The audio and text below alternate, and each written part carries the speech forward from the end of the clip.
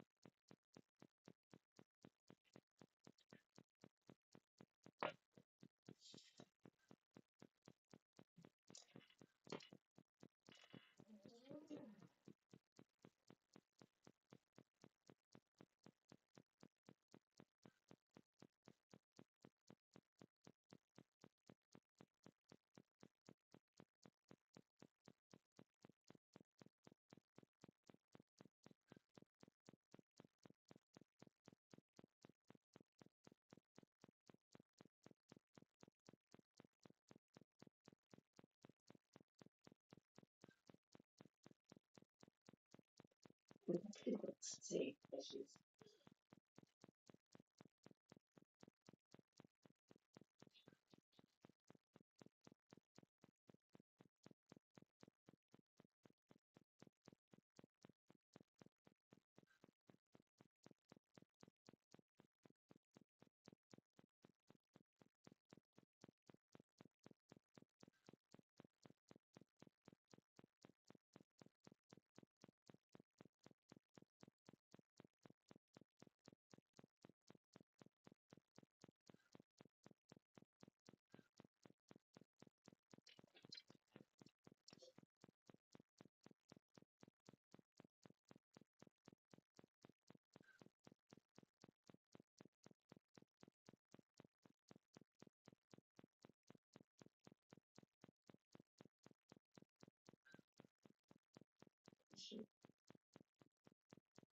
Oh, oh,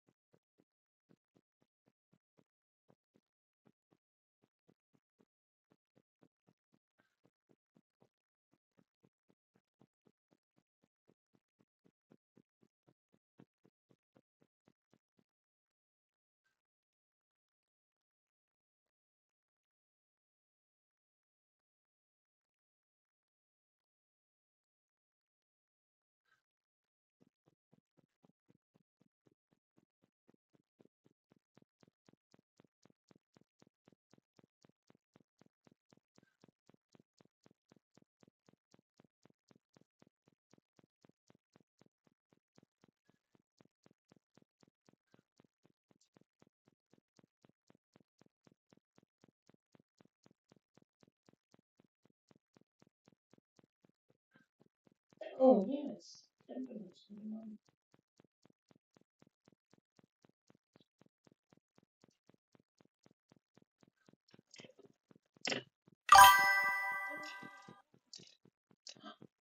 Oh, fuck.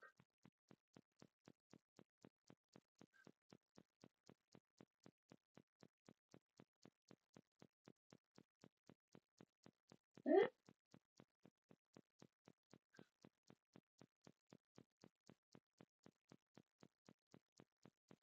I got that to different chat boxes. That's weird. Good Joyce Conrad's Resident Lunatic's here. Your choice. Depends what way your mind is orientated. It is fuck off o'clock. Sorry about the lateness. I've been lying on the sofa crying for most of the night. Again, my eyes hurt.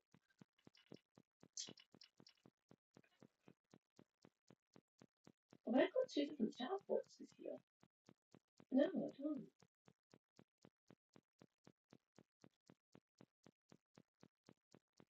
There we go.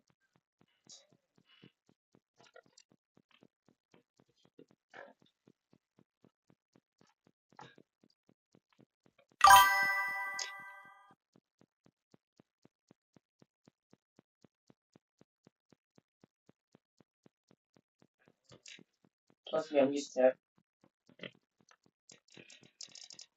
Got auto-review off. I do have auto-review off.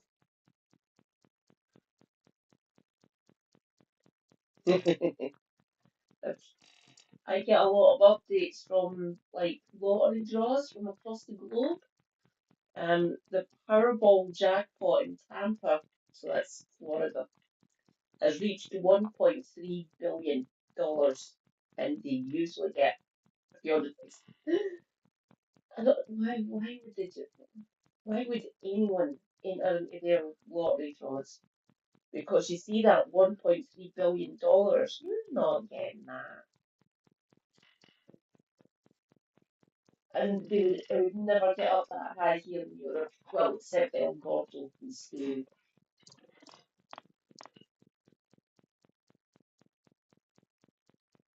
Because we're sensible and don't tax gambling ones. You beat the odds, you don't need to pay the tax. Is the logic behind it, I believe. So like $1.3 billion, you're lucky if they get like 200 million or something. So they lose $1 billion just on either stretching it out or taking the lump sum, which means they get overly punished because God forbid you should get out of poverty. Mm. Well, the only one that I know of that you don't get taxed on is El Gordo in Spain. And it's usually about that as well. maybe 1.5 times. They might get taxed, but it's like 1 or 2% or something. Well, you get the vast majority of it. Jackpots here in the UK will never be allowed to go that high. Obviously, God forbid that someone like me should win £1.3 billion. I think that would probably put me in the top 10% of fucking wealth here in the UK. And scum aren't allowed to be comfortable. Scum aren't allowed to be that fucking rich. Well, no, scum are that rich, unfortunately.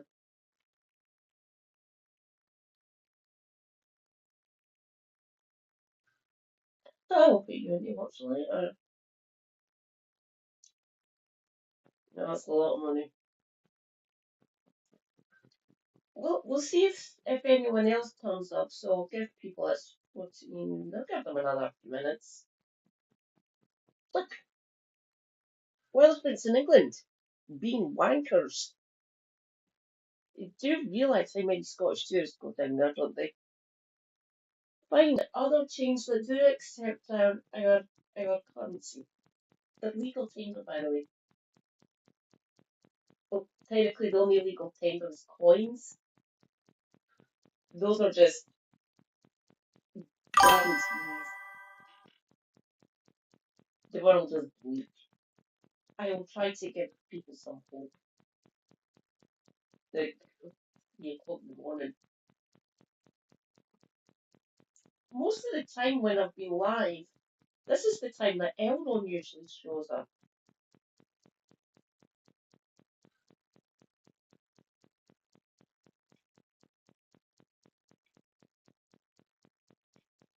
That was Kev.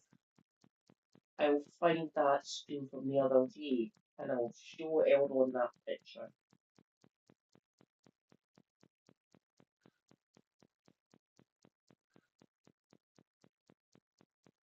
Oh, yeah.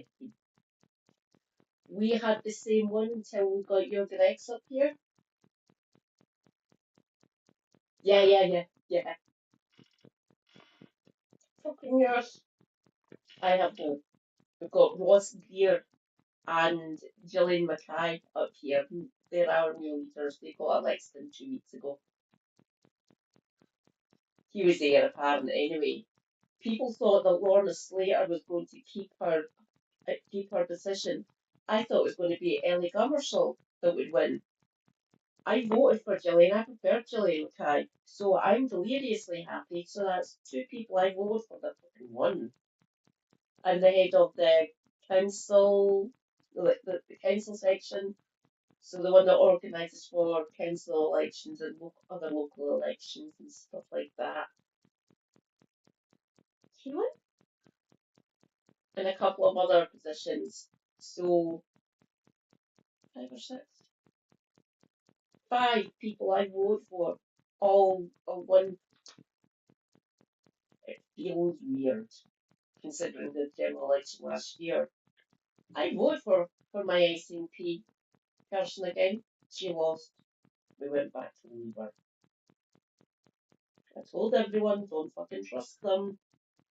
And lots of my neighbours, when they saw me standing at bus stops and saying, Katie, why didn't we believe you? You fell for the BS. I'm sorry. That'll change. They're going to vote SNP or Green next year.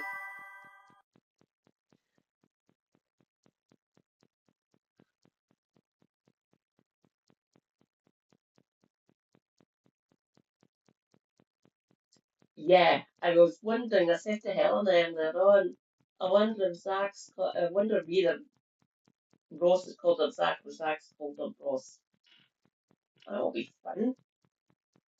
So yeah, Ross Greer was basically the heir apparent to take over after Patrick. I think he's still in the back office position. I'm sure he got voted into like one of the campaign side of it now. He'll be doing.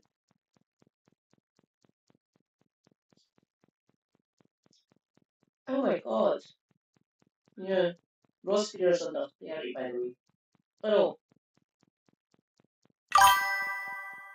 So they were 31 or something.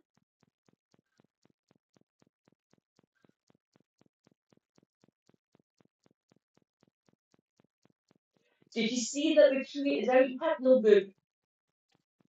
For fuck's sake. It's just, no, fuck off. It's over a decade old now. Why? I don't know what Zach was before he became a politician.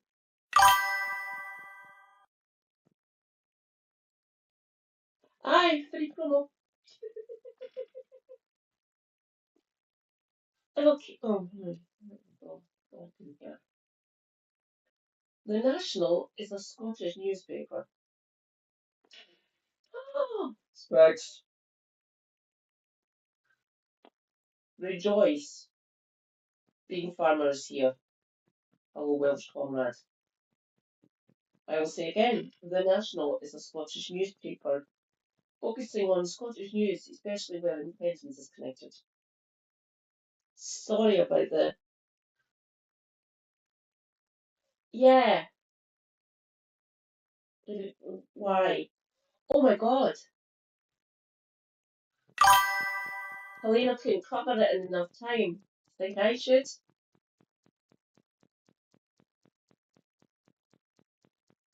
I don't know if Graham said anything, but I know that Phil Moorhouse has. That'll be. Okay, I might just cover that. Helena will give more cogent arguments about why he's a fucking moron. I'll just go and say, Phil, you're a fucking moron. Great Joyce comrades, John the Brazen is here. Morning, John. Sorry about the lateness.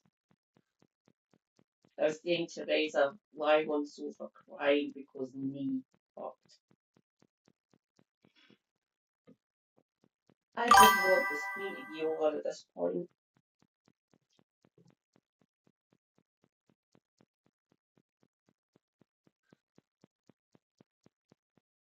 Yeah, I don't know why. Just why? Why do that? Why? Just fucking idiots.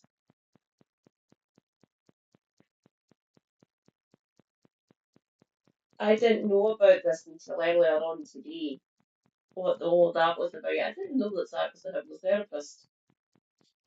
I think the most use that he would, I think probably what the bigger thing is that people go to hypnotherapists for quitting smoking and changing your diet essentially, or maybe quitting alcohol, but that's kind of different. It does, doesn't it? I think that'd be an awesome name for the band. Maybe a funkadelic band. Well, some journalist. What's that? Sorry, couldn't resist it. Right, this will be fun. Wetherspoon banned Scottish banknotes across hundreds of pubs because they're fucking idiots.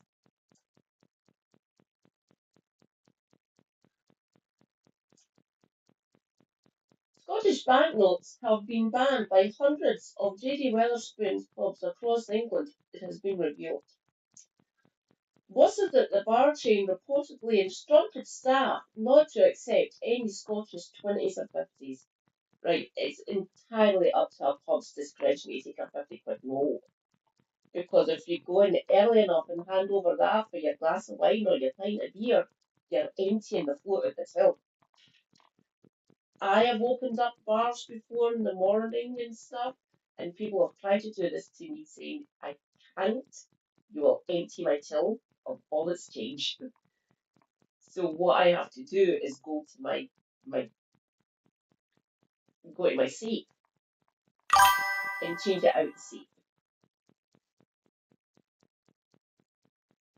Um, I was in the Wetherspoons earlier this year with my mum and my stepdad because my stepdad likes Wetherspoons apparently. I don't know. I try not to go in too much. There's better pubs.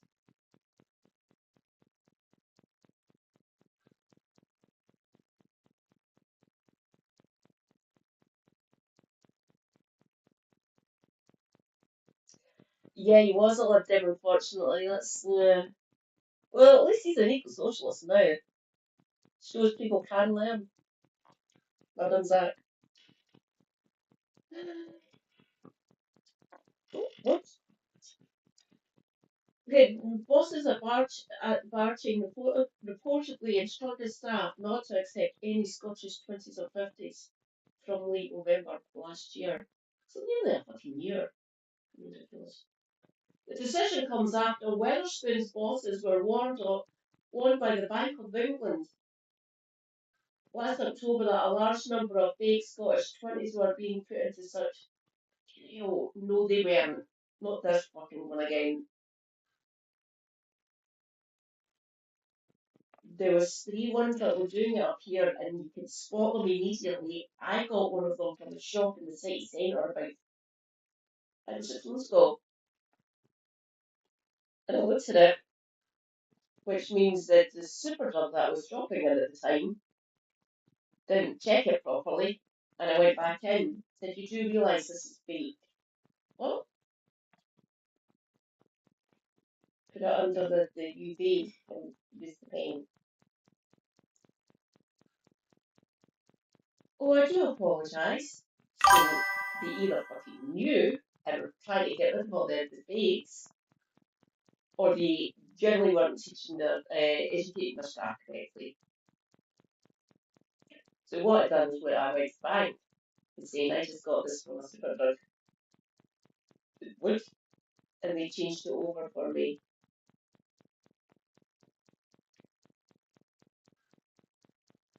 So all the ones from that were getting done over the last 4 or 5 years, they've all been sweeped up now. So you've jumped it. You're a bit late in jumping.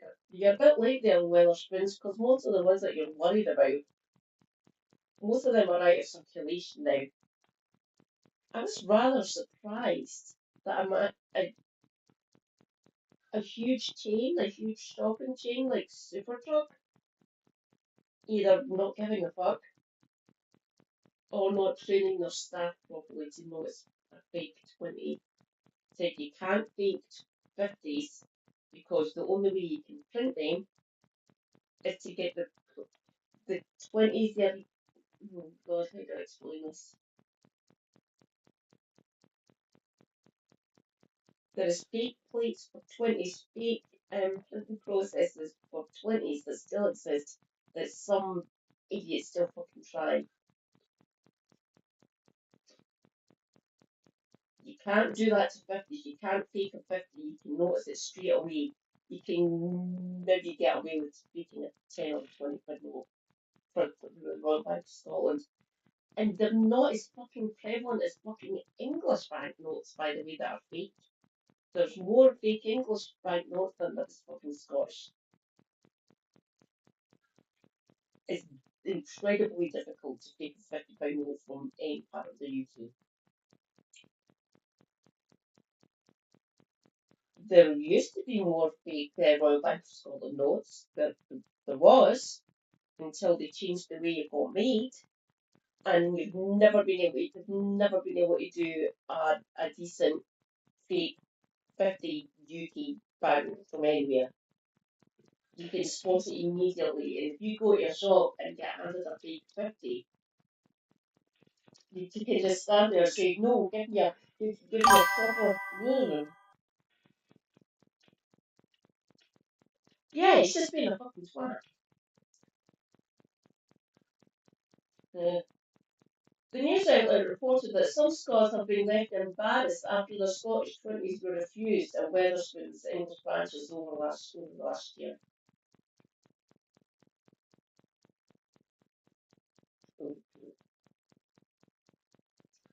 A spokesperson for the pub chain has since apologised for the impact the policy is having on its customers. Eddie Gershon told the Scottish Sun that the banning of the Scottish 20s and 50s does not apply in Scotland because the majority of our fucking notes are safe in, along with certain towns and cities with close ties.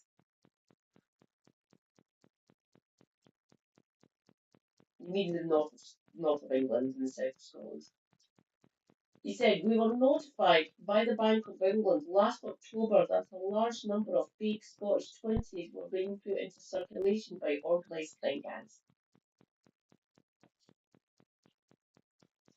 No, all the ones that were doing that, they've been arrested now, they were locked up.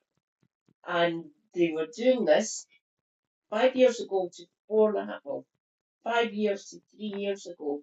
So all the people who were doing this are now behind bars. The notes that they put into the system were still there and still getting locked up.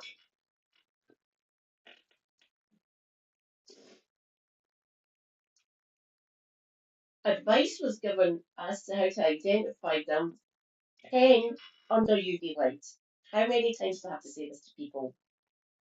Or the dotted line down a certain part of the banknote is jagged. It's not straight, it's not dashed, it's jagged. It moves a couple of millimeters on it because they don't print, they don't copy the proper. Well, you can't, it's difficult to copy the fake banknotes.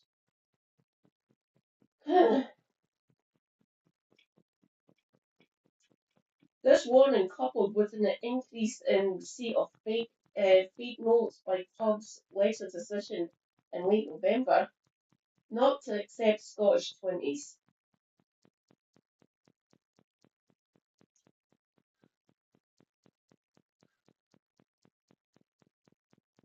Oh, Clydesdale were not like that. They were actually copying more RBS, so Royal Bank of Scotland notes, than they were Clydesdale notes. Gershon added, this does not apply in Scotland and certain towns and cities with close links to Scotland. Scottish 50s are not accepted for the same reason. The Wetherspoon spokesperson added that the firm will continue to keep the decision under review. Pain under UV light, please. Or a certain type of UV light and you won't get the watermarks on it. I can't remember what side it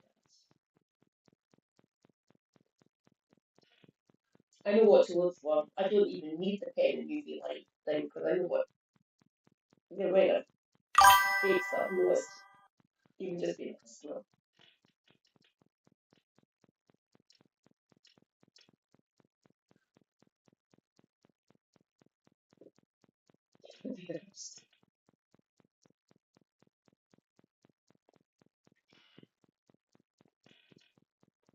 Their staff will get fucking pissed off with them, just keep on shouting them. Which means there's a special type of pen, so you mark the pen and you put it under a UV light. Or there's what you've got a stamp and it's meant to react, it's meant to change colour. You can do different ones. The shop can buy. So you stamp it and it's meant to react in like 3 or 4 seconds. Change from whatever the base colour is to something else. Because that reacts to the ink on the banknote.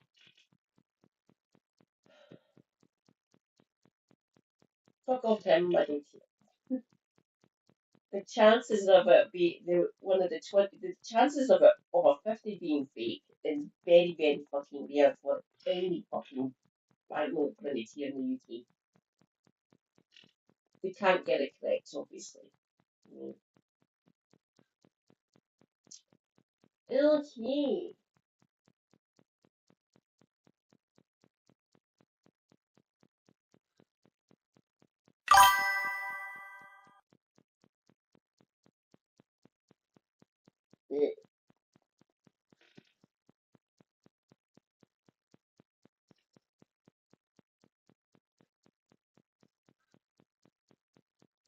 Yeah, I'm with you on that. But my mum and my stepdad still kind of still like going to Wetherspoons because value for money. Said you do realise that it's mass produced. It's just like any other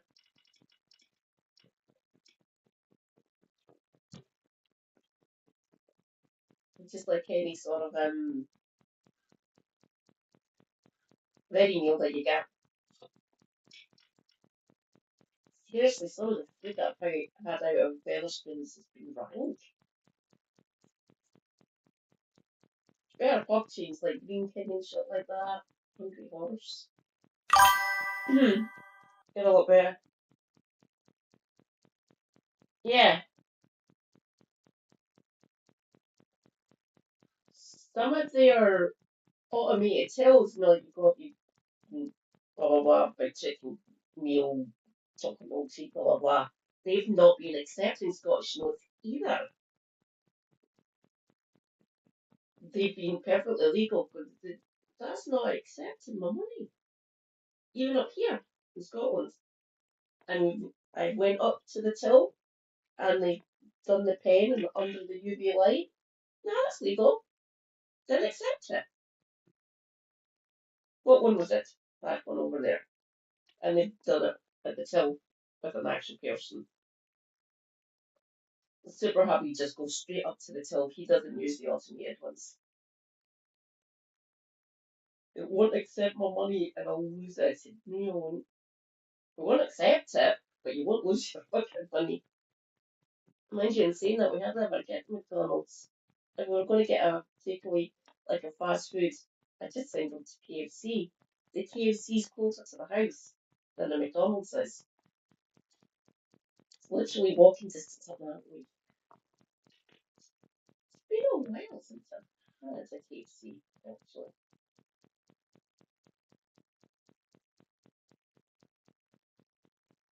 Oh, thank you. There we go.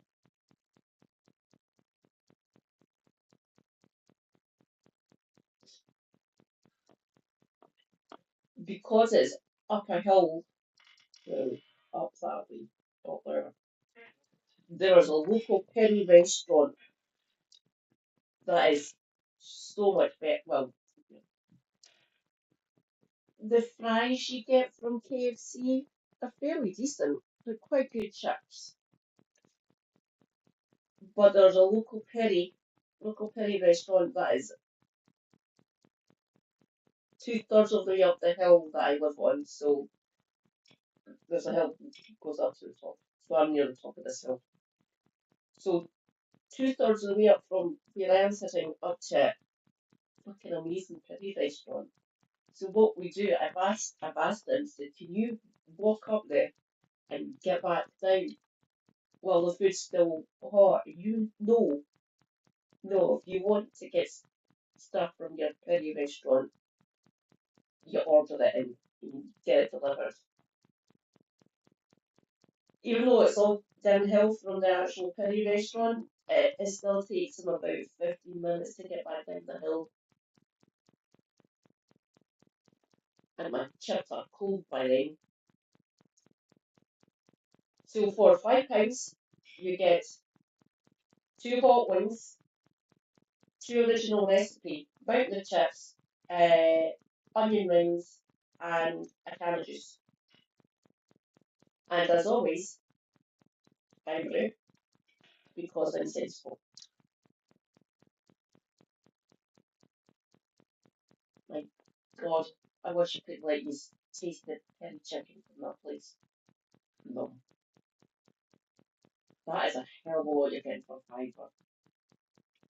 Right, how much would that be? So that's 2 hot wings, 2 rather large chicken quarters, and a mountain of chips, and the onion rings for £5 and a can. So I think that would probably be about £8 or £9, maybe a tenner from KFC.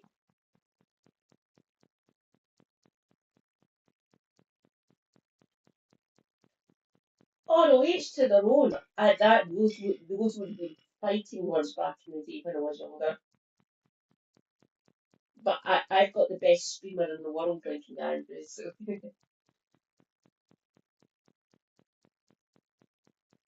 I love Iron Brew.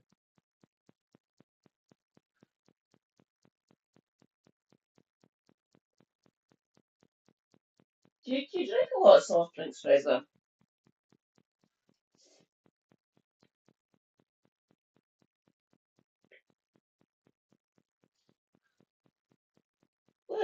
Paxton House.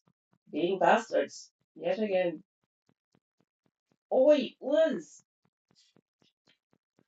Shall we get this over and done with?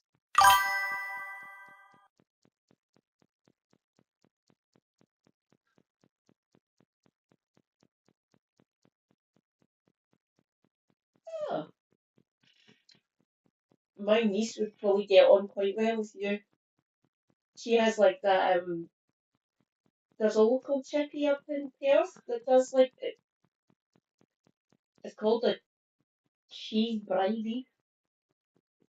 And they deep fry that as well, and the chippy that's, well, flat in fire.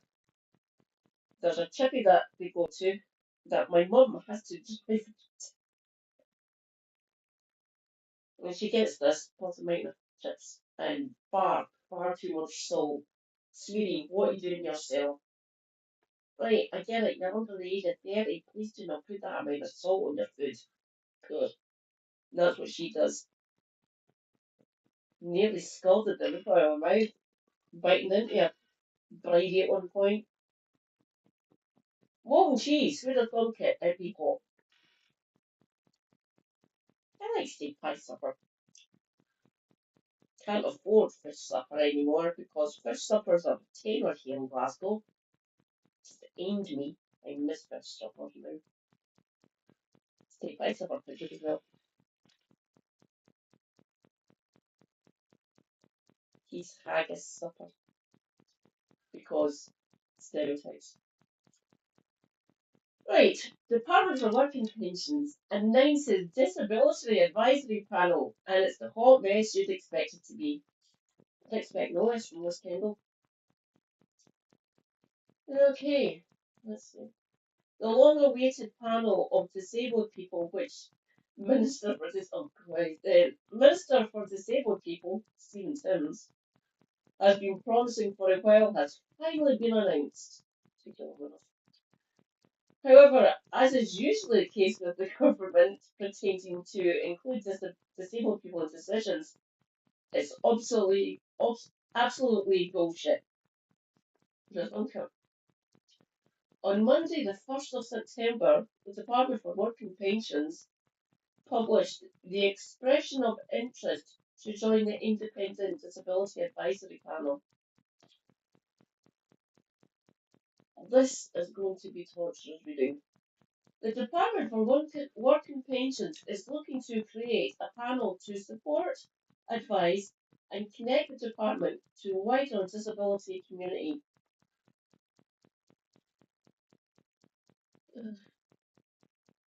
You could have made this easier for yourself. The minute you got in last summer, you could have put out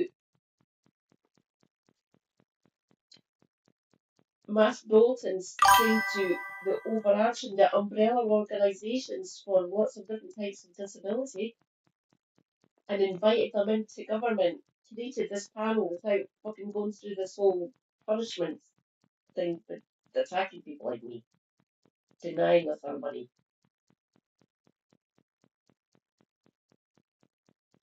Yeah, typical.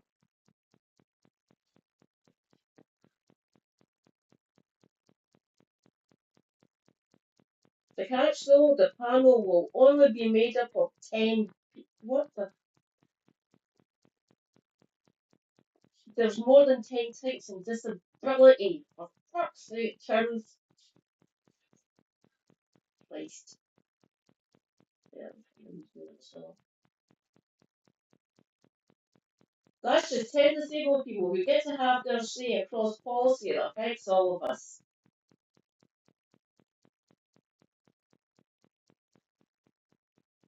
It's absolutely preposterous that after claiming the government would be working with disabled people to co-produce policy that affect all of our lives, they are letting just 10 people participate. What the fuck? But then, isn't that just typical of a system that gives us the bare minimum and expects us to be grateful for the scraps? Don't get me wrong, it's still absolutely horrible being on benefits. I get better. I get more money up here. I get treated like a human being. Plus, I've also got the health side of it. I've got better care. Well, for me personally, I'm better looked after by the NHS up here than at least for myself. It is good. 10 fucking people. What the hell?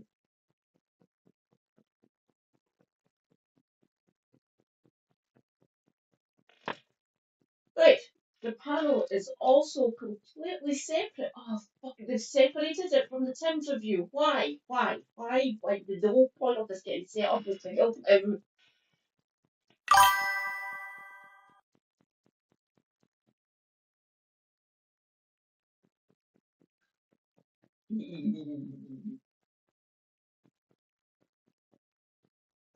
Well, you know what? Obviously, know what you think. I think of these people. The panel is also completely separate from the Tim's review, which will be shaping benefits cuts and apparently ways in which disabled people will be supported in their work. Some of us can't go back and like work, thank you. So they probably won't even be involved with the most important thing the department are doing, which will affect so many disabled people. Delightful.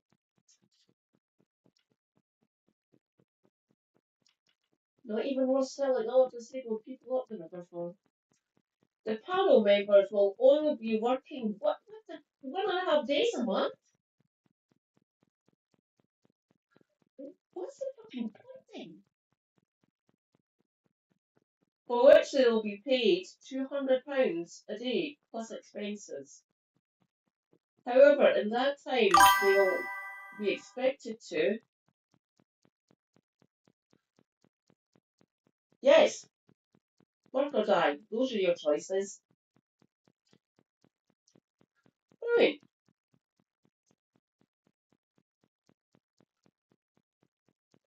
Okay. This is what you have to do to get your £200 a day. Which so that's basically you're getting 300.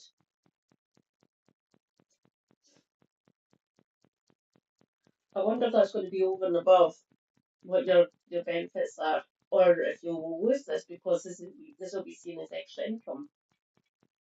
Attend monthly workshops to collaborate with policy teams on the Department of Work and Pension policy and strategy. Attend preparation meetings with the chair.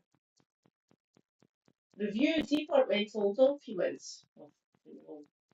Share questions with networks and gather wider feedback for the department. Travel to and from meetings. Right. So they'll either be expected to cram a lot of work into a short amount of time or way over the time that they will be paid for. I know which one my money's on. If they're going to be using disabled people in this fashion to get what it's like being disabled and how we can help, saying just give us more fucking money.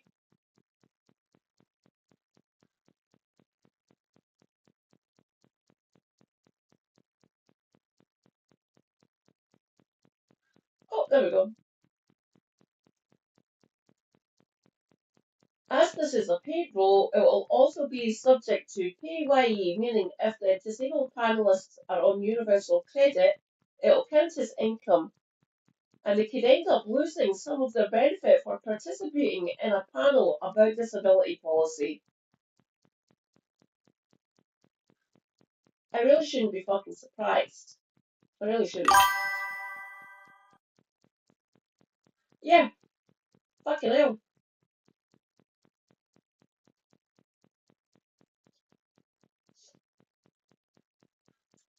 The IDAP will run until. Oh, it's only got. You do realise a lot of disabled people are disabled forever.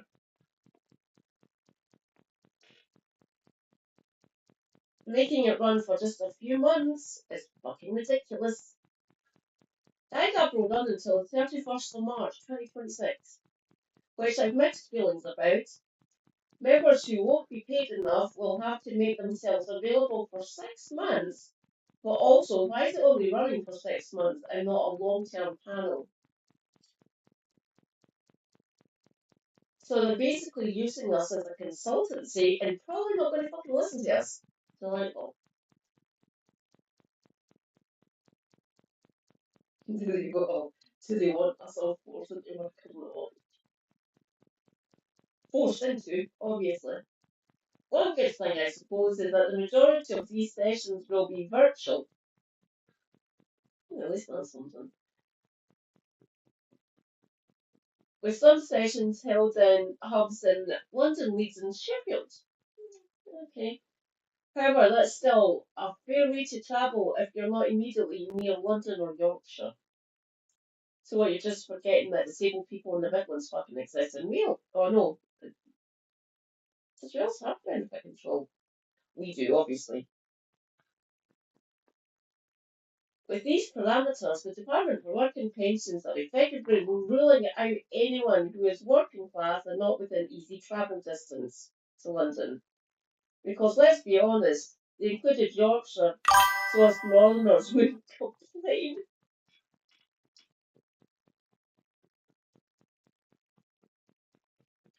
Yeah.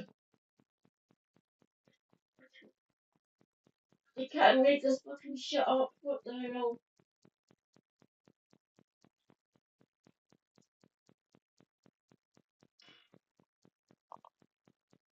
Just gonna gonna sit here for a couple of minutes because I can feel the rage rising inside me.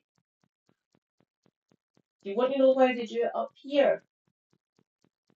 Disabled members of the community get called in to the different offices. There's one here in Glasgow, obviously, because we're the largest city in Scotland, where they've got hubs set up that they visit. You go, you do one a day, one day a month, but it's always running. That's how they manage to get back to work. Plus, they always talk to the umbrella organisations. Like, take me, for instance, I have Turner's and I have arthritis. So they speak to versus arthritis and uh, genetic disabilities as well. So there's two different charities that are connected to that part of me. People who have autoimmune diseases and people who have arthritis, which is also autoimmune. I don't know, Benziel's playing Phasmophobia.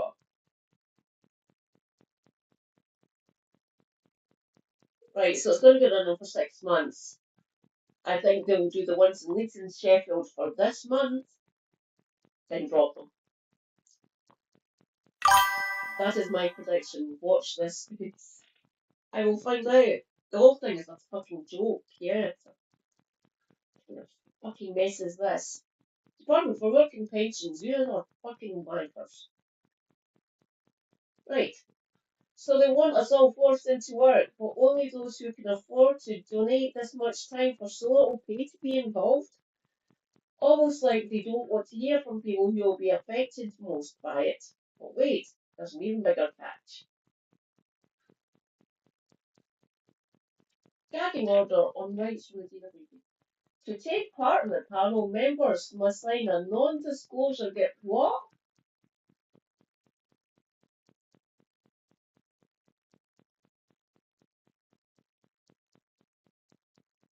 Fuck. What the fuck? To take part in the panel, members must sign an NDA with the Department of Work and Pensions. What? What? Fuck off. A legally binding contract that you can't, if someone wants to talk about you can't fucking gag us. Literally, that is the only thing they'll be able to do to us. Literally gag us. You must not be able to breathe oxygen to participate in this panel.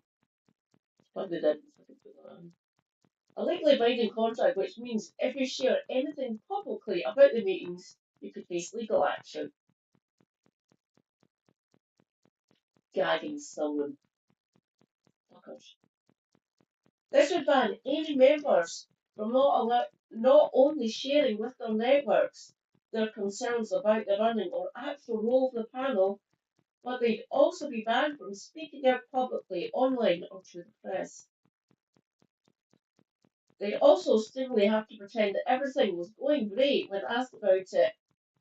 Put simply, a gag order.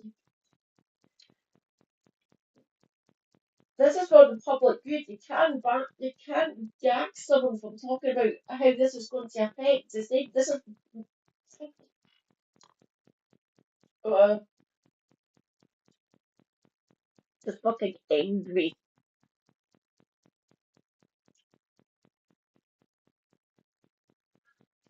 Disappointingly, some deaf and disabled people's organisations are seemingly welcoming the panel and even encouraging other DDPOs and disabled people to apply for the roles.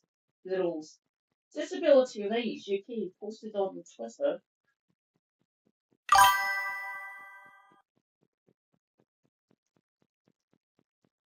It is, yeah. The Department for Work and Pensions is looking to create a panel to support, advise and connect the department to the wider disability community. Let's hold them to account. You can't hold them to account. Trust me on this. Well, this is a great idea in theory. Well, I really fucking don't know. Anyone who's campaigned for disability rights knows by now how much the Department of Work and Pensions is not interested in actually listening to us. Correct. It would be great to hold them to account. It would. Trust me, I want to hold them to account. But I can't see how this will be possible for 10 people who have a day a month and are banned from speaking out against the department. This tweet has since been deleted, and hopefully DRUK are revising the position on this.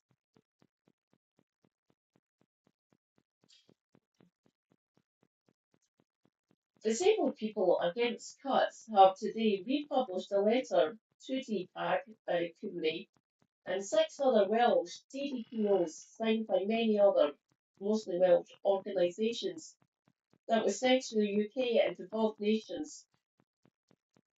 In the letter they said, promises to engage widely over the summer have not been met,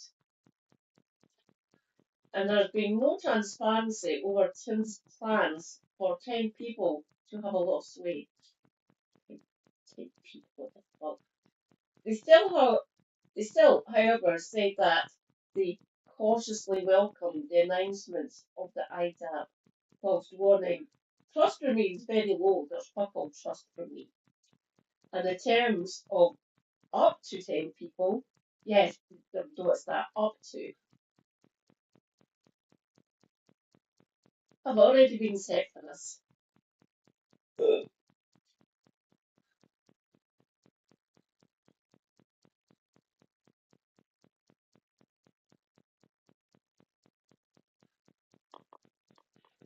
Others warn of becoming government patsies. Other disabled people and organisations, however, are seeing this for what it really is. Recovery in the Bin were one organisation that expressed their disgust at the announcement. They said on Twitter, it's not an opportunity to make change, it's an opportunity to be a patsy for a government who wants to screw disabled people and has a long track record of doing so. Well said. Of the non-disclosure agreements, they warned, the moment anyone signs an NDA with the Department of Work and Pensions is the moment a person betrays every single disabled person. Finally, they had a message for any disabled people considering working with the government on this. We should not be promoting it, we should be condemning it. I'm condemning it. Yes, Labour can fuck off. And so can Liz Kendall. Let's see what Tim's comes up with, then I will act accordingly. It will probably be Stephen Tim's fuck off. Just saying. Abigail Bloomfield put it simply, you cannot hold them to account if you're getting in bed with them and playing by their rules. I wouldn't get in bed with any of them. Yeah, by the looks of it. I will say that privately I've been told by other DDPO members that they oppose the panel, but we need to hear this opposition loudly and publicly. You've made it onto my screen. Fairly public, I guess. Ah, see this for what it really is, another Department of Work and Pensions sham. Yeah. At the end of the day, it's clear that the Department of Work and Pensions panel is just an attempt by the government to make it look like they're listening to disabled people and actually care about us, while they continue to ruin our lives. When an opportunity does not allow criticism or even concerns to be raised, it's really just tokenism that comes with a gag order. In my opinion, DDPOs and disabled people should not in any way be promoting or supporting the panel, and they most definitely should not want to be part of something which will so transparently be used against us. We should all be boycotting and loudly speaking out against it before they silence us all.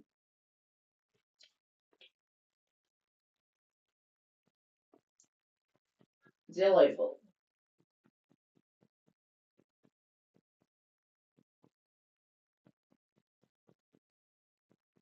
Uh,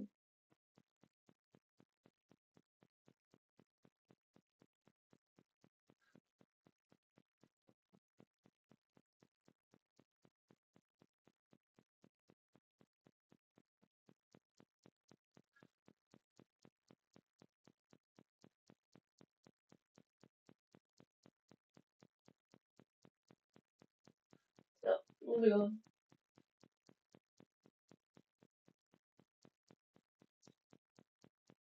Screw you, cat's in the house.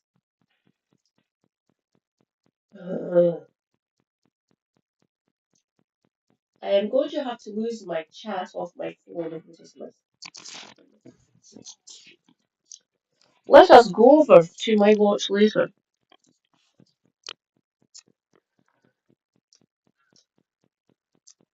Usual. Usual.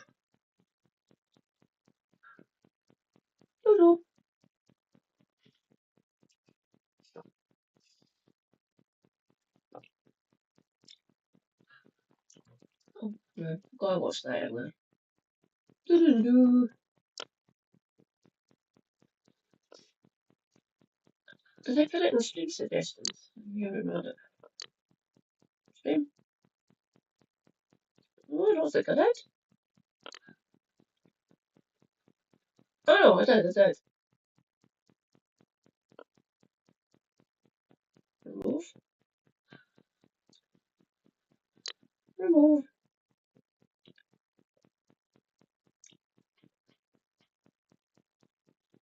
I'll get back to you later. Um. Oh, it's Kevin's going to check, wasn't it? Is it on here actually? Oh, hold on. Right, Kevin.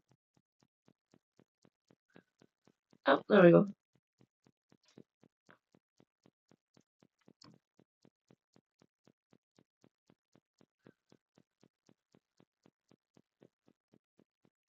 Oh, motherfucker. Give me a second, comrade. Oh, um,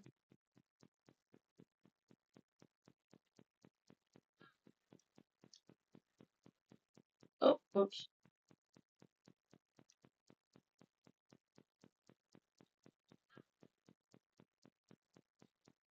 Yeah, terrifying, isn't it?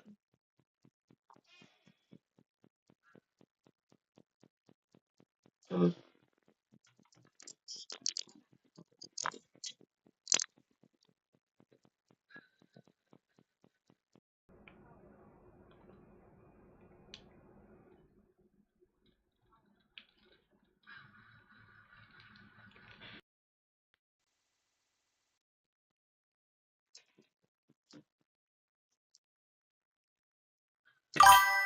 Huh.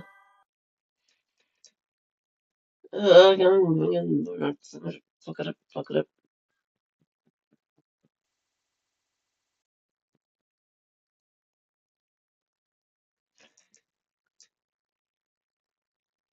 Yeah, it does seem like we're going backwards, doesn't it?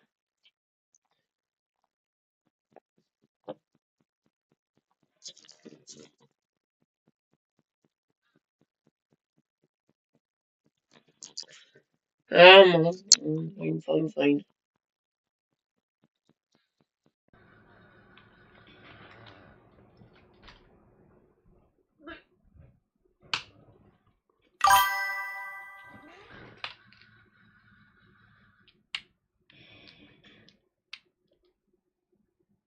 It probably will, Reza. Don't worry, I'll be keeping an eye on it. Done. Do. Haha.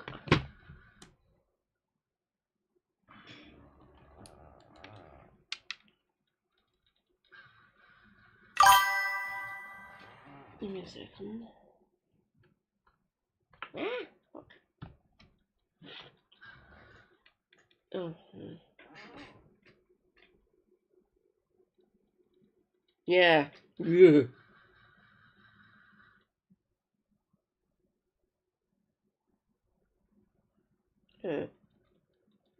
Circle's life. Oh no, what is it? No, there we go. Right.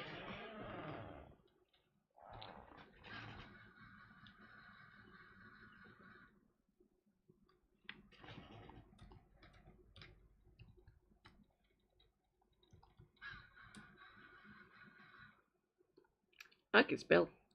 I have spelled your name now. Logan. Well, there we go. Let's see.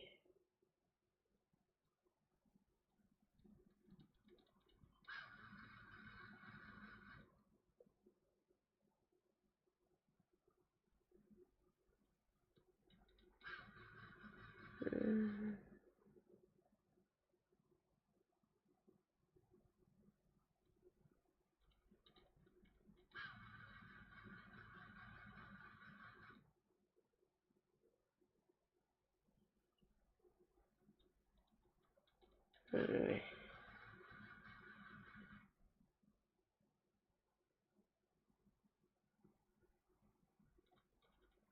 Let me just go back to the start. Okay. Where are we? Oh, there we go. 38 minutes.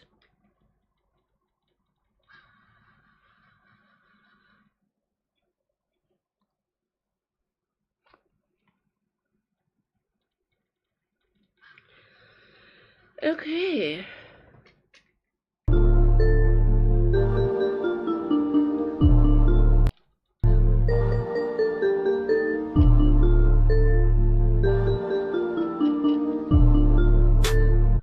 It's worse. I now call the Home Secretary. Thank you, Mr. Speaker. With permission, I will update the House on actions that we are taking with France to strengthen our border security and the next steps on our reforms to the asylum system. The House will be aware that when we came into the government, we found an asylum and immigration system in chaos. Small boat gangs for 7 years had been allowed to embed their criminal trade along the French coast. Which, by the way, you're going to now make worse. Because if you stop all legal routes for family reunification, guess what happens? They turn to illegal ones. You just made lots of money for very evil people. Well done! The asylum backlog was soaring and illegal working was being ignored. The previous government had lost control of the system and as a result opened many hundreds of asylum hotels across the country, while returns were a third lower than in 2010. And before leaving office, they deliberately cut asylum decision-making by 70%, leaving a steeply rising backlog behind. It is little wonder that people right across the country lost confidence in the system and demanded to know why they were paying the price of a system that was so out of control. But that does not mean that people rejected the long and proud history of Britain doing our bit to help those fleeing persecution or conflict. See, this is the go, right? Because, again, the policy is sniffing a poop. The policy is sniffing a poop, absolutely. No, the policy is that they're going to start family reunifications. Except for those from Ukraine. Because that's right. If you're white, your family gets to be reunited. If you're not white, you're shit out of luck. Could it be any more obvious how racist this is? Stop it. Get some help. Could it be? Could it actually be? Why is Diane Abbott still in the Labour Party? I don't think that she is, technically. I think she's been suspended, so she's an independent member of Parliament right now. Because she said things that were a bit silly. But that if you were right-winged, it wouldn't have been an issue at all. I went and checked this because after this, I went and done a cursory check and I found out what Kev's about to find out. But no, I actually done a deep dive earlier on while Super Hubby was still up, and I tasked him as well to see what he could find. No, she got readmitted before the general election. Literally a week before the general election. Fucking ridiculous. So yes, technically she is still Labour, so is Ian Lavery. I'm waiting. Hopefully with any luck the pair of them will say, fuck this. I hate my party now. They are not Labour. I really, really want to see Ian Lavery cross the chamber. I would just be sitting there fucking cheering. On you go, Ian. She'll do something else, or she'll vote against some sort of party whip because she's a principled person and she doesn't want to punish people unnecessarily. Then they'll boot her for sure. She'll lose the whip and she'll cross the chamber and she'll join her old lover Jeremy and Trickett and John McDonnell and all of them, and Zara Sultana on the other side of the chamber, the opposition benches, just behind the SNP, oddly enough. I forgot when Helena was on it talking about it earlier on today, well, yesterday technically. Adnan Hussein's a landlord. Why the fuck is he even considering joining this? Zara's been very outspoken about this, and obviously ALAP. Like, literally, you can be as racist as you like. You can be a sexual abuser, and it doesn't matter. It's absolutely fine. You can still be in the party. You can literally attend Jeffrey Epstein's birthday party, and you get the cushiest job ever as the ambassador to America. Fun. Hello, Boy Meets Money. How are you?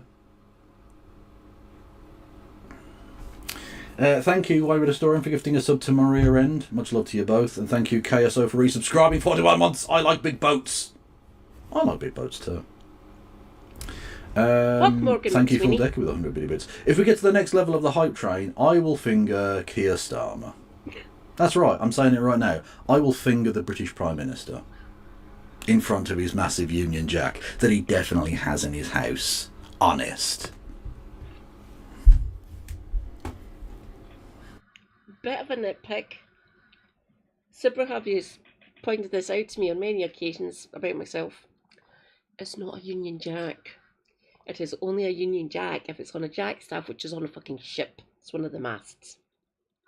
So anywhere else you see it, it is a Union flag or a St. George's flag.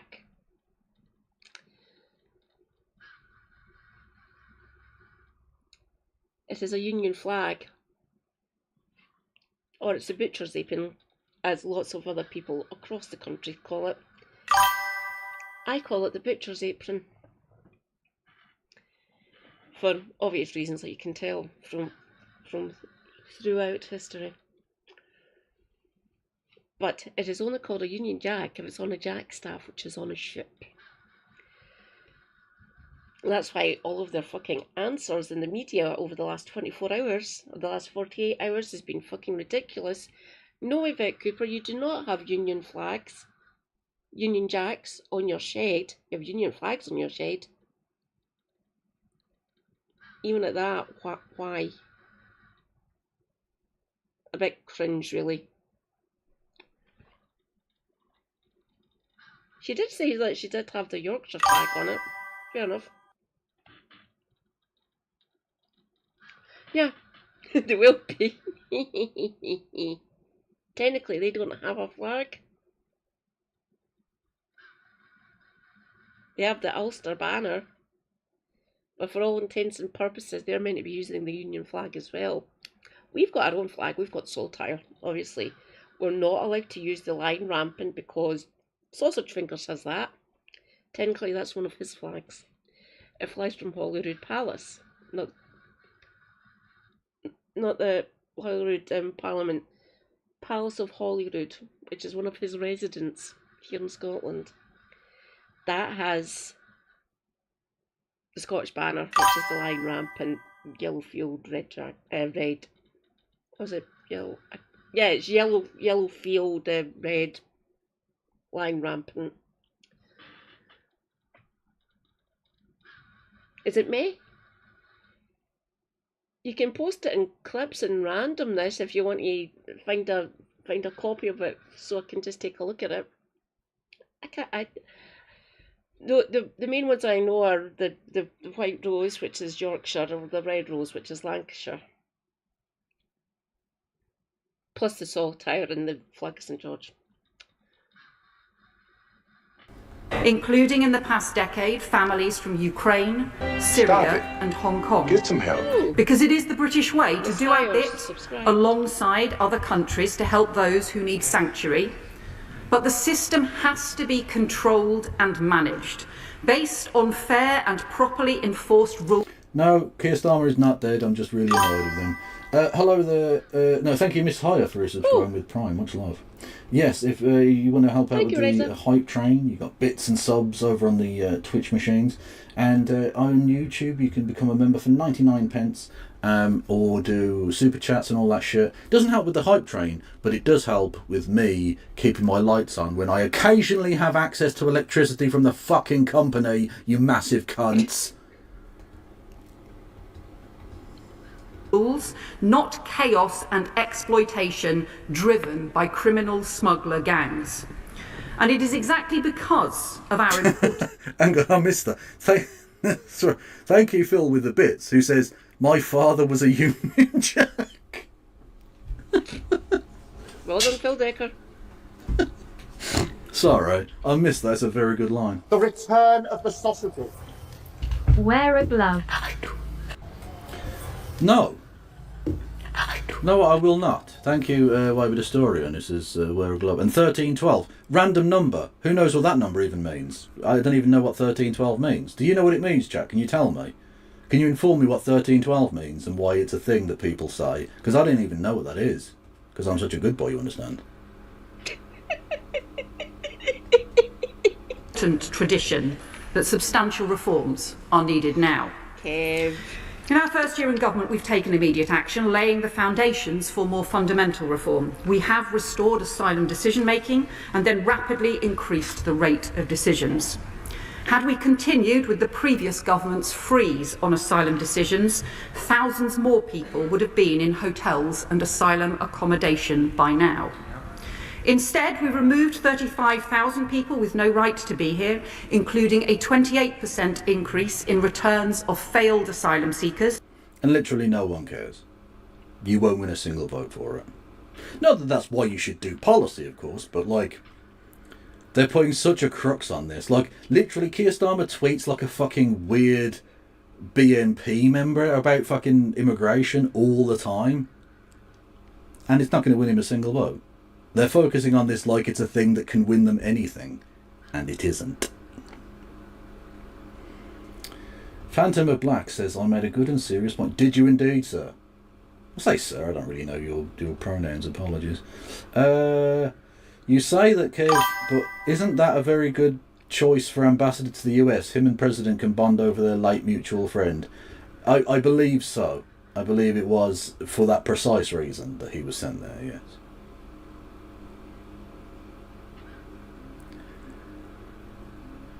Oh, I missed that.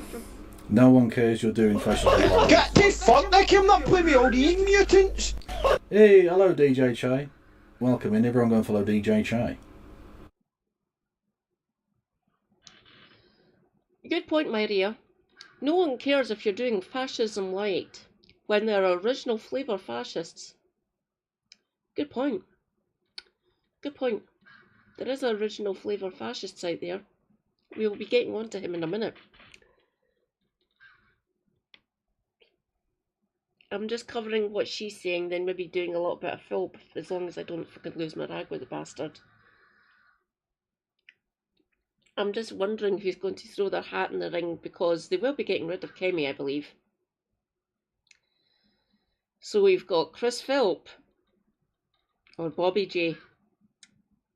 Delightful. I'm not entirely sure if Mel Stride will throw his hat in the ring. You never know. He might. Does it really matter at this point? Kemi's the best they've got.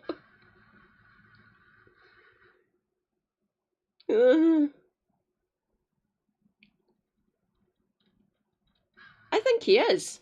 I think he is. He's literally a fucking puppet. So's Anas Sarwar. Anas, I'm coming for you. He's a list MP for the other side of the river. It's about 4 miles south of me, down the hill, down that way. We're coming for you, Anas. I'll be happy with either an SNP or a Green to take your position in the list.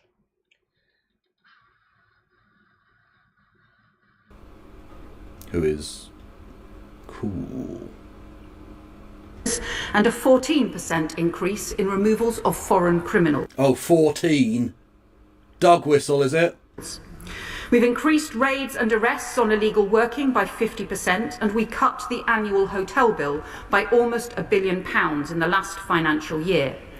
We are rolling out digital ID and biometric kits so immigration enforcement can check on the spot. So you can give AI companies public money, you stupid bastards. It's a fucking grift. Whether someone has a right to work or a right to be in the UK. And on channel crossings and organised immigration crime, we are putting in place new powers, new structures and new international agreements to help dismantle the criminal industry behind the boats. Which you have just massively helped. So I want to update the House on the further steps we're now taking.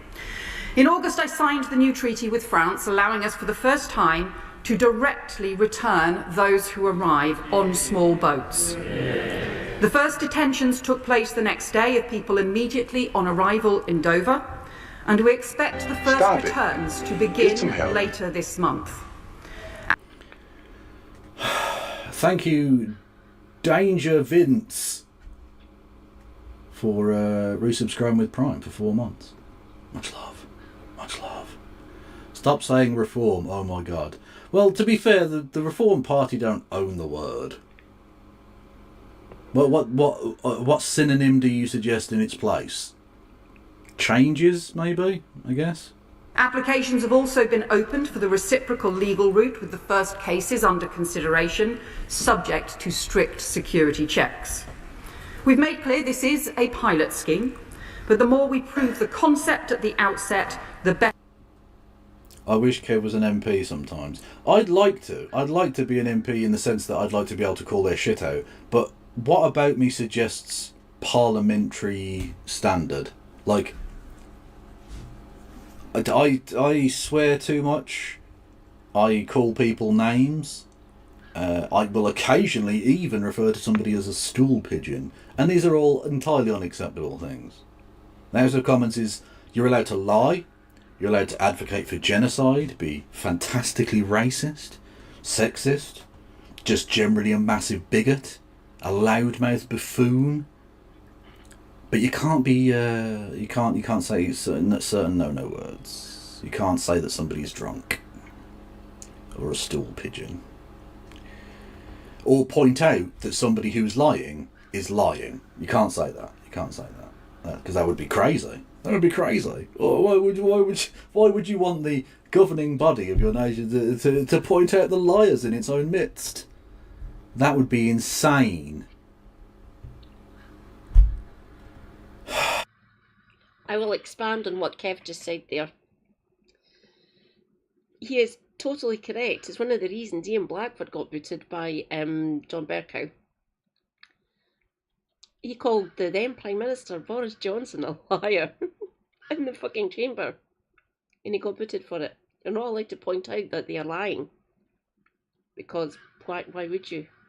Unparliamentary language, apparently. Not allowed to call them liars. That's why I could never be an MP of any description, a politician of any description, because I would point out, oi, you're lying. You get ejected for that. And you're not allowed to point out that they're drunk either. Neither would I, Reza. Neither would I, obviously. I will stick to canvassing and campaigning online. It's easier for me. I can call out their BS. It is good.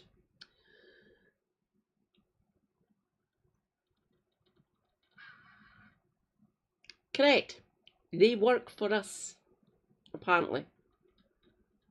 No, I don't think they do, personally.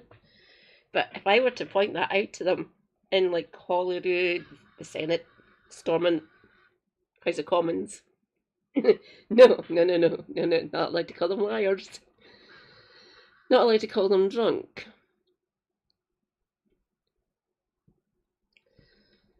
Parliamentary privilege exists to a certain extent, but if you point out that they're fucking lying to the British people and to the chamber, no, you get booted. Delightful. Oi, Boris, you're lying! Which is patently evident, which was patently evident, because he was fucking lying. Partygate, anyone? Better we will be able to develop and grow it. But the principles it embodies are crucial, because no one should be making these dangerous or illegal journeys on small boats, and if they do, we want to open, safe and legal routes then, Yvette. That might work. We could have had an agreement with the French. That was the Tories doing, by the way, not doing that. Thanks, Tories. Doing the best for the country as always. I am glad your party is fucking dying. Fucking deserve it. see them swiftly returned. But in return, we believe in doing our bit alongside other countries to help those who have fled persecution through managed and controlled legal programmes. There is no legal route for most people on earth to come to Britain. We know this. You have not fundamentally changed the rules since we had a Tory Home Secretary literally admit as such to the then Tory chair of the Select Committee when asked. There is not a safe and legal route for anyone outside of Ukraine and Hong Kong. Even Afghanistan, even people who helped the British forces in Afghanistan and Iraq don't have a safe and legal route to come here. I wonder why they go into the arms of the illegal smugglers. It's crazy that, isn't it? Fucking idiots, man. This summer, we've also taken further action to strengthen enforcement against smuggling gangs.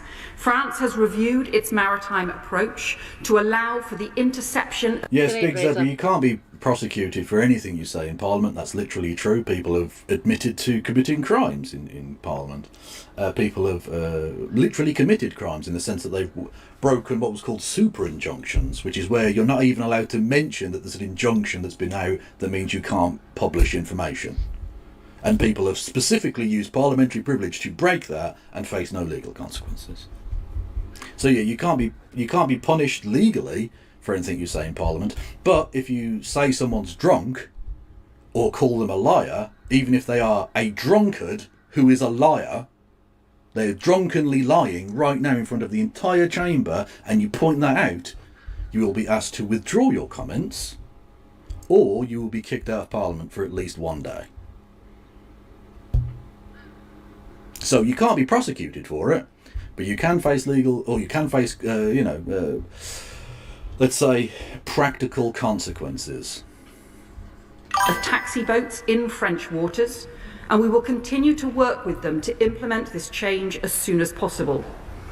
In the last year, the National Crime Agency has led 347 disruptions of immigration crime.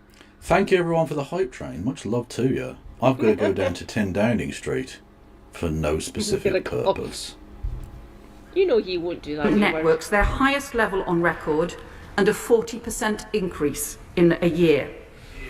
Over the summer, we announced a £100 million uplift in funding for border security and up to 300 more personnel in the National Crime Agency focusing on targeting the smuggler gangs. And the Border Security Bill will give them stronger powers, counter-terrorism powers against smuggler gangs, powers to seize and download mobile phones of small boat arrivals, and the power to ban sex offenders from the asylum system altogether. Now that's interesting, isn't it? They do like to focus on sex offenders amongst brown people. Let's be honest, they mean brown people. Whether it be this government or the flag shaggers painting things or the people putting up flags. Didn't hear quite so much today about this little story. Where are we? Here we go. Lord Beckett, a member of the landed gentry, charged with rape and sexual assault. Yep, that's right. Lord Charles Brockett, sorry, not Beckett, was arrested on Friday and subsequently charged with 2 counts of rape in London on the 10th of August. And 1 count of sexual assault from Warbleton, East Sussex on the 5th of May. So, but he's a white man and rich and powerful, so it doesn't matter, does it? I didn't notice any of the flag shaggers wanting to protect our women and girls from Good point. From a member of the landed gentry. Yeah. Hypocrisy. No one breaking into Greggs over this one, I feel. Anyone trying to set a hotel on fire because of this? Or is it okay when a white man does it? Yeah. Well said, Reza. Mr. Speaker, if opposition parties work with us to speed passage through the other place instead of opposing the bill, those powers could be in place within months, making our country safer and more secure. Let me turn now to the major reforms that are needed to fix the broken asylum system that we inherited. Although we have increased decision-making and increased returns, I did not, seamstress. You got a link for that? The overall system remains sclerotic, outdated and unfair. So as we committed in the Immigration White Paper, we will shortly set out more radical reforms to modernise the asylum system and to boost our border security. Give me a second.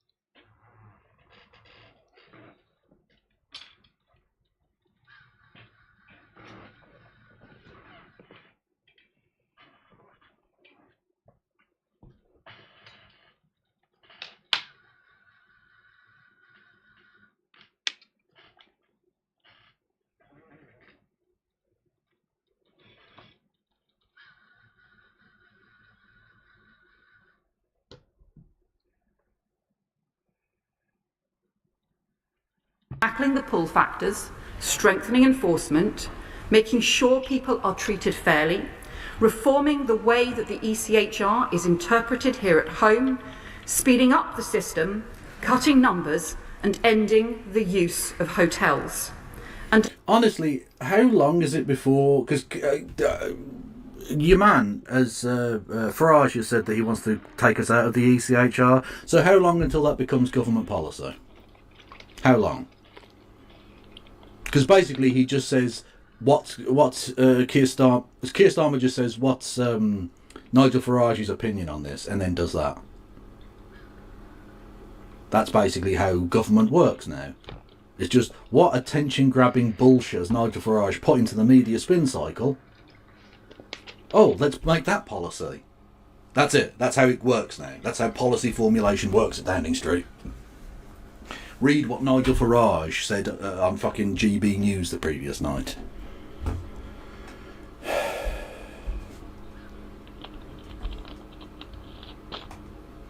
Also, that's a good point, yeah.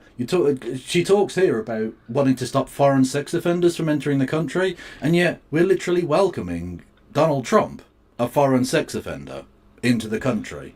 Not just on a short visit, but to be welcomed by the entire British establishment on a state visit, where he gets to shake the hand, the big, chubby, sausage-fingered hand of our nearly dead king. Cool. Very awesome and normal. Son of Norway's crown princess charged with 32 offences including rape. Jesus fucking Christ. The son of... Oh my god. I apologize to every Norwegian. Mette-Marit. Norway's crown princess. Is that like the queen? Is crown princess the queen? I don't know. No. Has been indicted on multiple charges including rape following his arrest in November 2024. Oslo State Attorney, again apologies, Sturla Henriksbo, and said Marius Borg Horby could face up to 10 years in prison if convicted. What the fuck? Norway, sort yourselves the fuck out. I had this problem with Varg Vikernes as well. You murder someone and the most you can get is 10 years. Silly. Fucking silly. Anyway. The 32 counts include rape, abuse in a close relationship against a former partner, and acts of violence against another. Other charges relate to death threats and traffic violations. Fucking hell. Amazing. Pronunciation's on point. Vogel, you are Austrian. Like, I know as a European, you probably have a better ear for it, but I'm not going to take the word of an Austrian over Norwegian pronunciation. Okay? No offence. You could be correct. And in that I'm correct. But you don't, but that's, yeah. You're from a different place. I'm just saying. Or maybe it's like English with Americans. I don't know.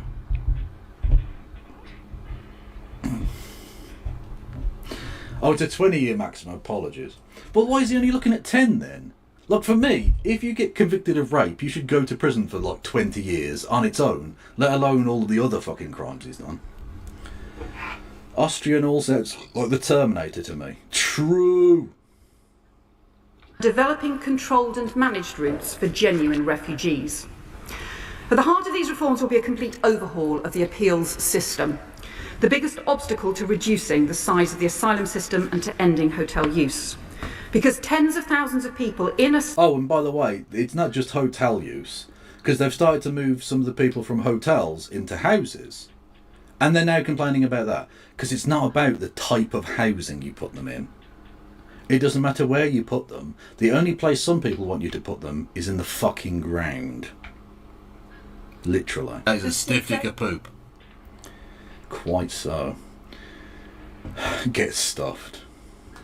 That sounds alright, actually. Yeah. Thank you, Vogel, for gifting us up to Pengor. Can any Norwegian tell me whether I did okay with that or not? I don't know.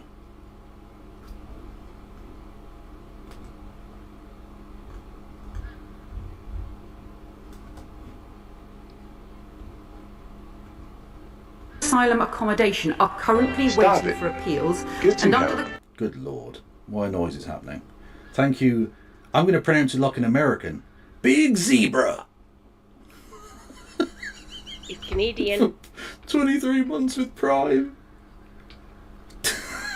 I don't know why I wanted to say it like an American. Just zebra. It's funny. It's funny to me. New Arab. Whoever linked me to the New Arab, that link does not work.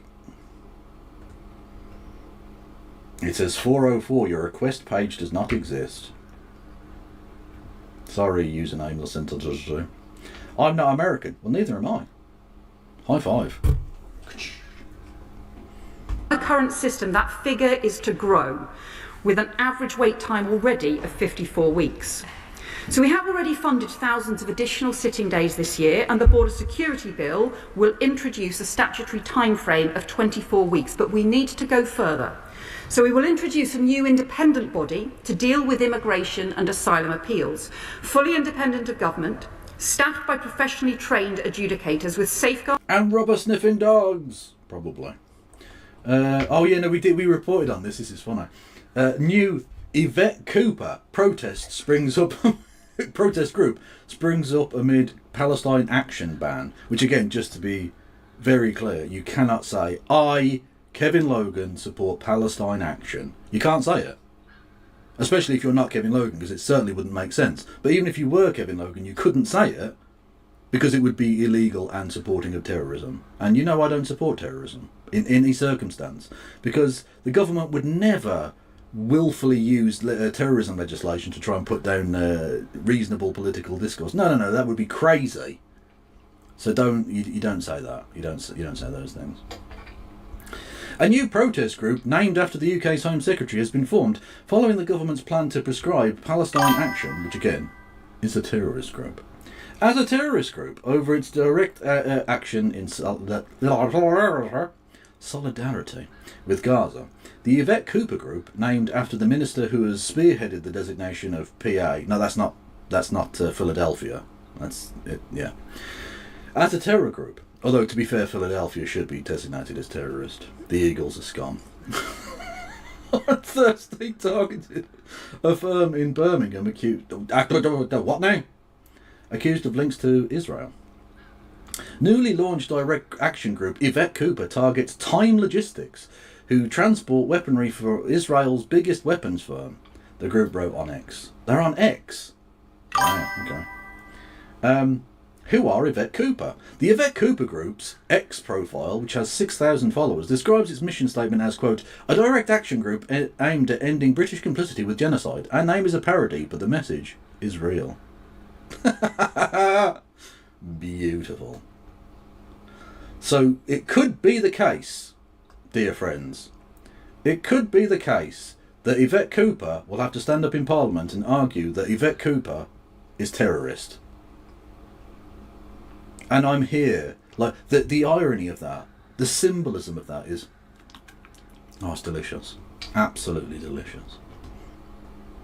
to ensure high standards, but able to surge capacity as needed to accelerate and prioritise cases, alongside new procedures to tackle repeat applications and unnecessary delays. But then I'm going to have to do the same joke. I'm going to have to stand here and be like, It is, isn't it? I do not. You can't say I support Yvette Cooper. You can't say it. It's illegal. If you say you support Yvette Cooper, you're a terrorist. You get 14 years for saying support. Which is just going to break my fucking brain. It doesn't make sense. Oh no. Do I have to pay an entry fee to get inside Yvette Cooper? I've heard she's had many members. Sorry.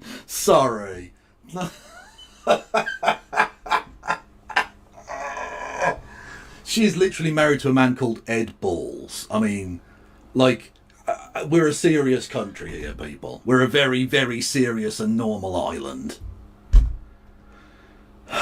And yes, for anyone wondering, I didn't make that up. She is literally married to a man called Edward Balls. Ted Balls, if you will. No one's ever called him Ted, but Ed Balls, yeah, that is the man's name. A man who is famous mostly for accidentally tweeting Ed Balls, his own name, when he meant to type it into the search bar. Little embarrassing. A little bit of a whoopsie-doopsie. But what can you do? I just resubbed on Twitch. I thought the auto renew, but it hadn't. Are you Big Zebra? I'm gonna have to call you Big Zebra from now on. I've decided. That's, yeah. Full name Edward Testicles. Stop it. Oh no. Get some help. Okay, Tess MV, I presume is you. Thank you for 2 months with Prime. Much love to you. Anyway, back to the terrorist group. I mean, Yvette Cooper. Yeah.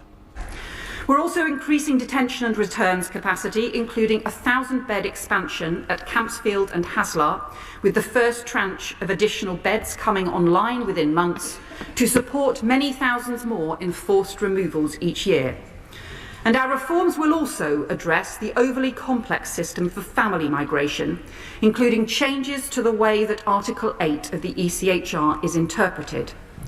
We should be clear, international law is important. It is because... How can you, as the Home Secretary of this government, possibly fucking say that? How can you, with a straight face, turn around to the country now and say say that sentence without being like, yeah, obviously we don't really mean that. That's complete nonsense. After nearly 2 years of this, yeah, they do have that right to cut off water, power and supply of fucking electricity and all that shit to Gaza. You have supported actively, not just like passively or diplomatically, you have done reconnaissance flights virtually every day for the last fucking year, giving information to the Israeli government to then murder Palestinians with. In blatant, obvious contravention of international law and basic human morality, but you know, you don't care about that either, clearly. So how can you fucking possibly turn around and say, oh, international law is very important? Suck all of my wangs. Because other countries know that we abide by it, that we have been able to make these new agreements with France to return people who arrive on small boats, to make new agreements with Germany to stop the warehousing of small boats by criminal gangs, and to explore... warehousing of small boats. Amazing. Also, is she okay? I've not seen her fucking face move in quite a while now. Rejoice, everyone. Has she gone catatonic? I'm not sure. Ever lovely and ever based. I've forgotten her fucking name now. It doesn't matter. Anyway, she's just like... Maybe she's having... 107.25. 107.15. It's Angela Eagle, Elron Hupward's MP. Her face is tripping her. Look at it. Angela, you're right there. And not that I give a fuck, of course.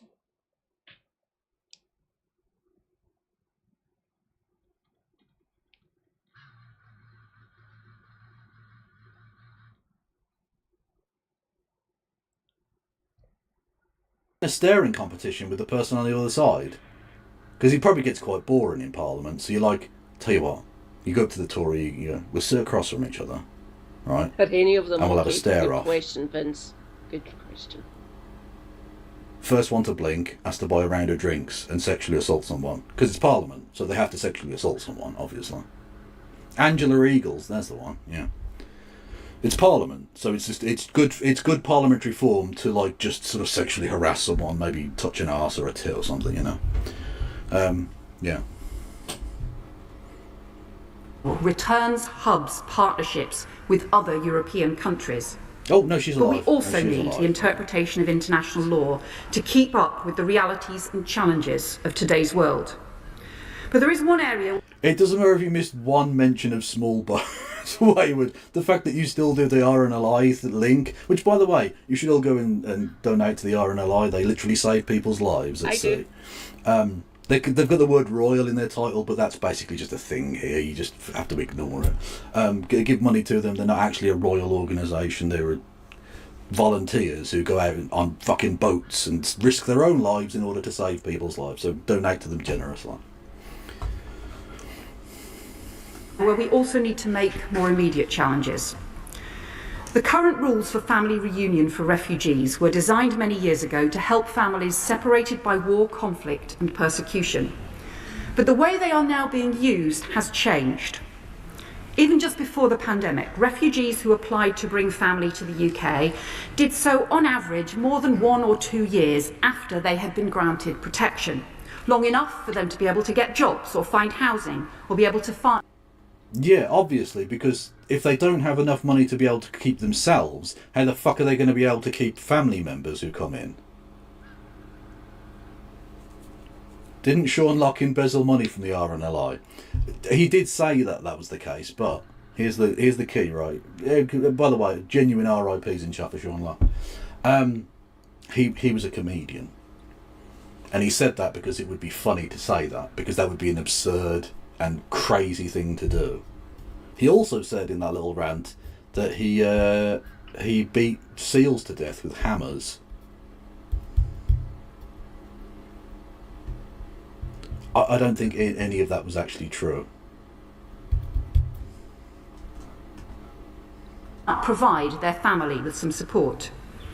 In Denmark and Switzerland, currently those granted humanitarian protection are not able to apply to bring family for at least 2 in Canada there's royal stuff as well, and Australia and New Zealand and all these places. And you're like, at least like they live here. Like, it's embarrassing enough having a monarch, but at least that monarch lives here. They're from Germany, but they live here, right? Whereas if you've got her on the, well, him now I suppose, on your banknotes and your fucking coins, and you're in Ottawa or fucking Wellington or Brisbane or some shit, like, how embarrassing is that? Motherfucker's on the other side of the world. You couldn't get further away without getting in a fucking spaceship. What? It's fucking insane. years after protection has been granted. But here in the UK now, however, he was the Riddler. Those applications come in on average in around a month after protection has... I don't think it is possible to set a Prime sub to auto. I don't think. You can't. And there's nothing I can do about that. Because they won't let you do anything. And even if they did let you do something, I wouldn't know what to do. So we're both fucked. It's been granted, often even before a newly granted... So don't forget, if you want to do a Prime sub, which is where if you've got a Twitch account, you can link that to your... so if you've got an Amazon Prime account, you can link that to your Twitch for free, and you get 1 free subscription. You can give me $5 of Jeff Bezos' money, which I will put definitely not into a rat fursuit. I won't do that. That is not the thing that I will do. But you can give me money for not that. Refugee has left asylum accommodation. As a consequence, refugee families who arrive are far more likely to be seeking homelessness assistance. And some councils are finding that more than a quarter of their family homelessness applications are linked to refugee family reunion. That is not sustainable. Currently, there are also no conditions on family reunion for refugee sponsors, unlike also, those... you hear British politicians whinging and fucking moaning about this, and we take a sliver of the stuff, of the amount of people that other countries take. And that's even just within Europe. We take far less than basically any other approximately sized country. Let alone the fact that in places like the Middle East, neighbouring countries to, you know, Syria and Palestine and places like this, have fucking vastly more, huge, ridiculously more of displaced peoples in their... Okay. I think that will do for just now for this one. Thank you, Kev, as always. That is awesome.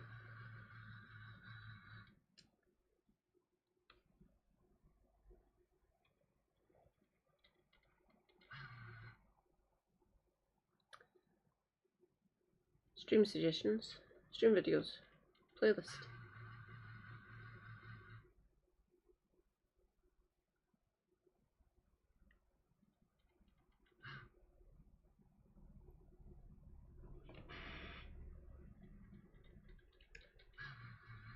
playlist.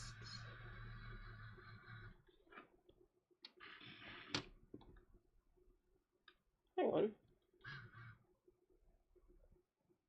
Oh, I'm fully charged.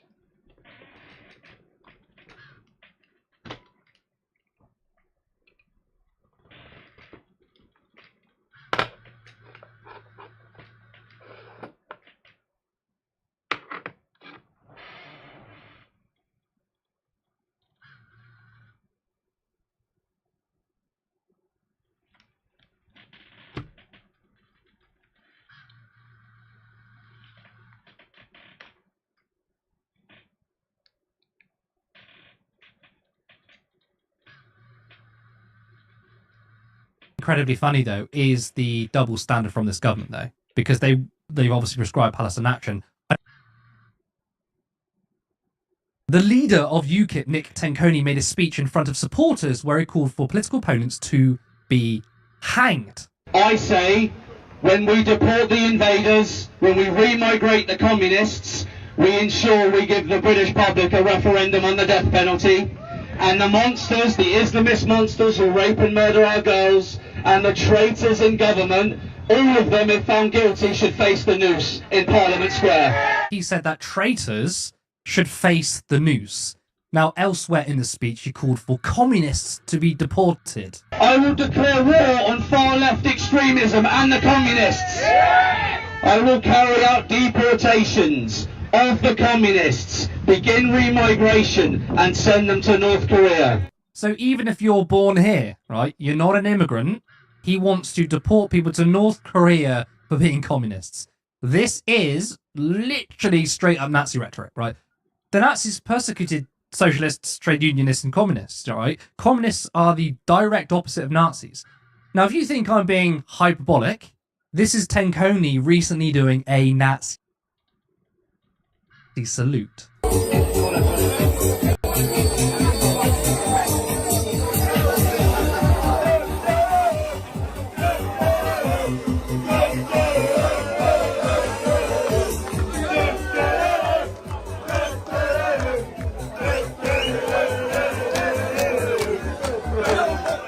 He's also dancing like a bellend. He was doing the Donald Trump dance.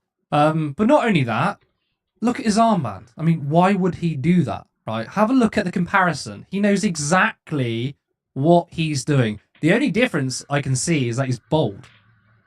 Now, we can see his online behavior, right? Telling people to go home for not being white.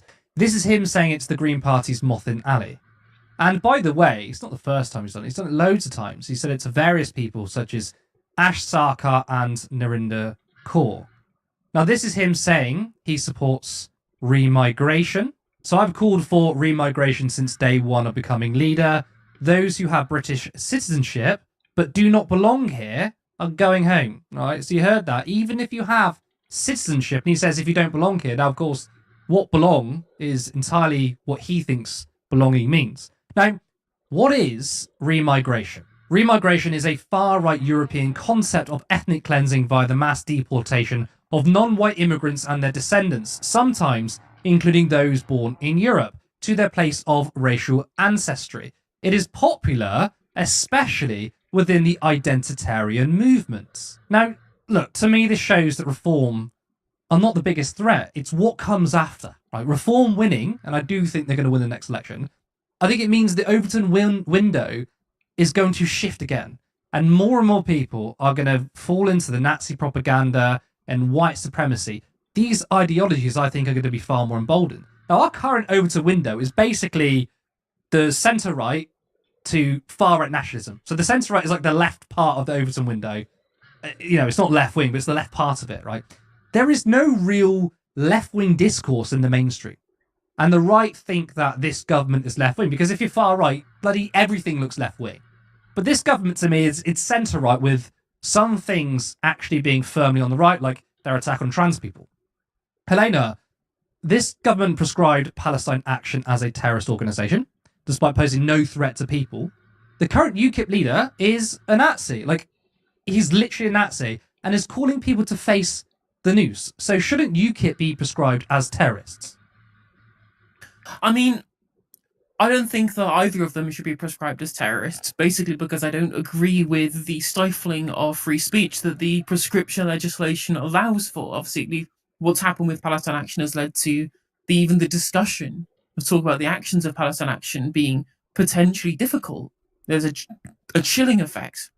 When in reality, if you do prescribe these kind of people, if you seen all of the different kind of neo-Nazi groups across the country, you want to prescribe one group, another one will pop up in its place, it will change its rhetoric, it will use the same kind of euphemisms that were the preserve of the far right. For example, in America, you look at the quote that came from the previous the kind of Jim Crow era, so you can't say the N-word anymore, so you use different euphemisms. This has been a thing that 4chan have perfected. It's been in the background of politics, both here and across the pond, since 2015, 2014.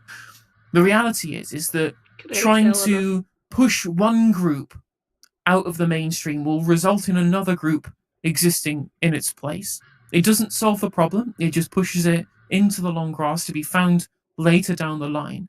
And the worst part about all of this is that it makes these people feel like martyrs.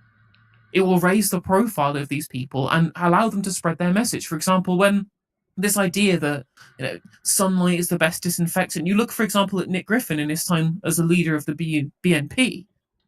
They were seen as a fringe party, but there was a slow rise in their popularity. And the thought was, we'll put him on Question Time, and we'll give the platform for him to be exposed as the bigot and the charlatan and the monster that he is. It'd be amazing, wouldn't And the it? reality is that he did have a terrible result on Question Time. Him being there, being the public eye, it being a prominent part of the discourse, whether it was bad for him or not, the reality is that the extra exposure increased support for the BNP despite the fact that it was bad for him. So the exposure of people like Nick Tanconi and his rhetoric further being emboldened by being martyred, by feeling that their free speech has been taken away through the use of prescription legislation, would only lead to the widening of the platform that can be used to spout the same rhetoric, even if it's not being done via the same group or via the same person or via the same political party.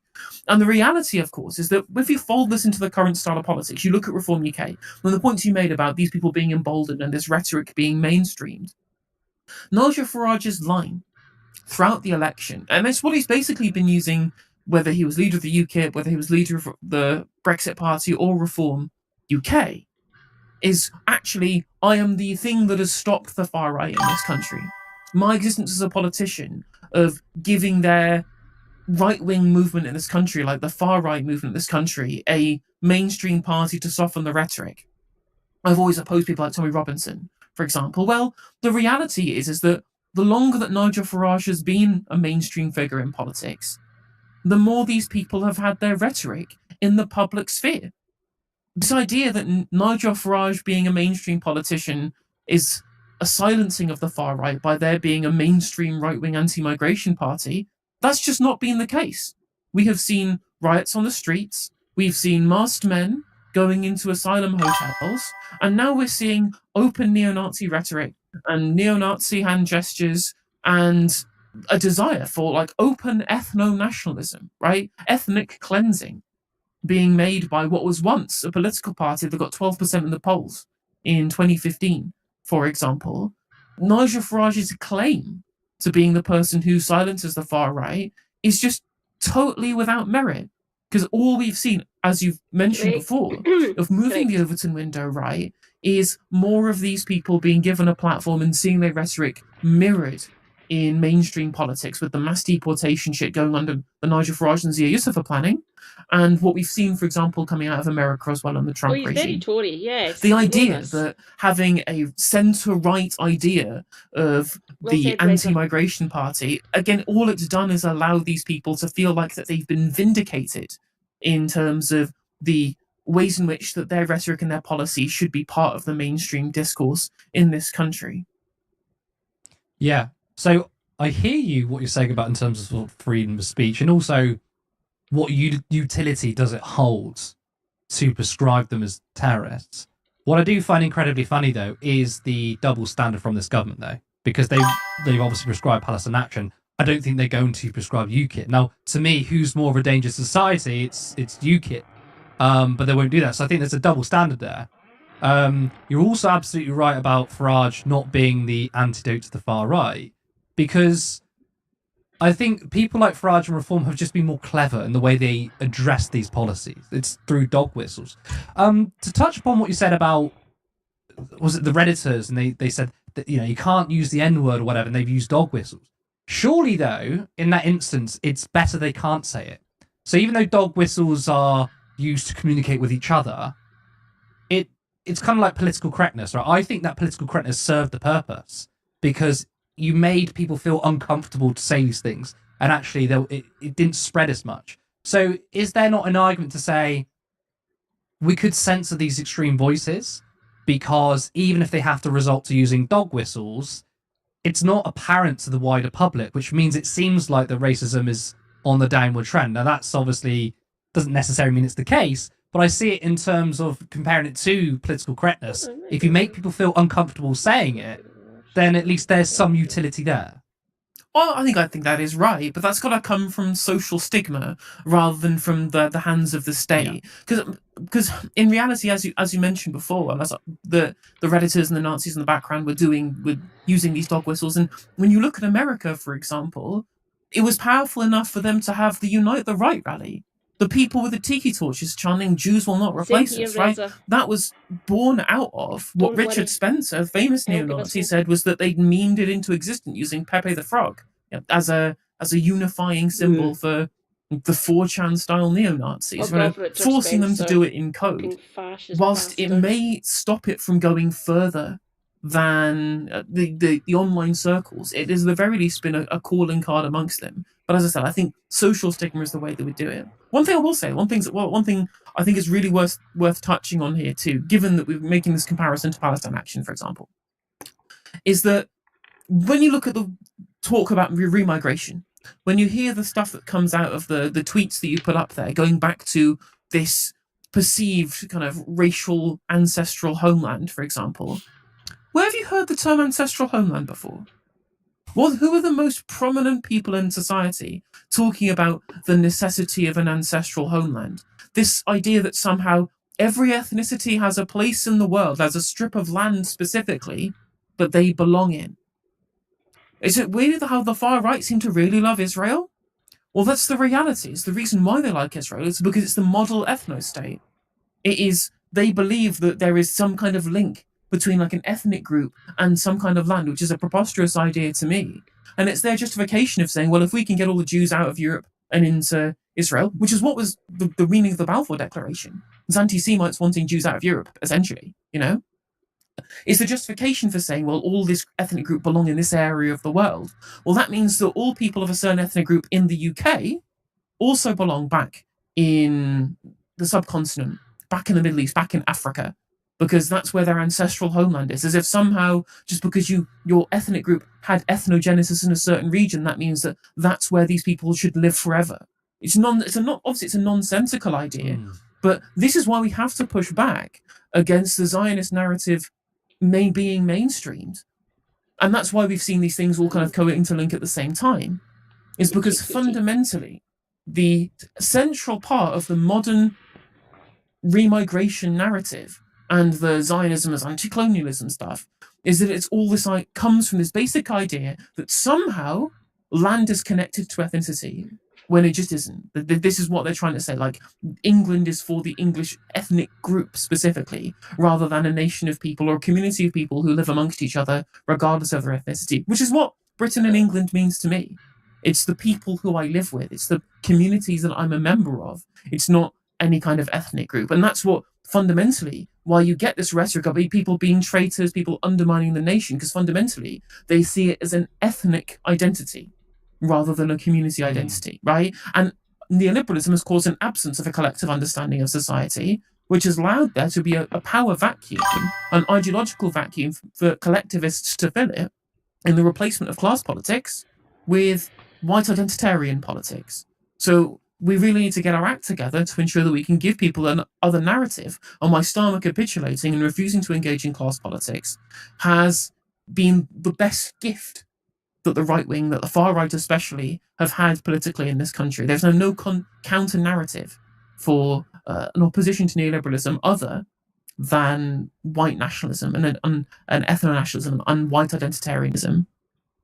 Yeah, that point you're making, like class politics is fundamental to this rise of extremism, or the lack of class politics, right? But the question I have for you, right now, it feels like the toothpaste is out of the tube, right? Labour could bring in some really good changes. In fact, they've recently announced that they're going to expand childcare from 15 to 30 hours, right? And they could bring in some sweeping changes, but I feel like it's too late, you know? Do you think that a left-wing party can only take on this far-right radicalism? Because Labour have destroyed all its goodwill. So even in the next year or two, they start making some popular policies. It's like Rejoice, comrades. The resident philosopher is here. Morning, Stribby. Good morning, my comrade. How are you doing? Great to see you as always.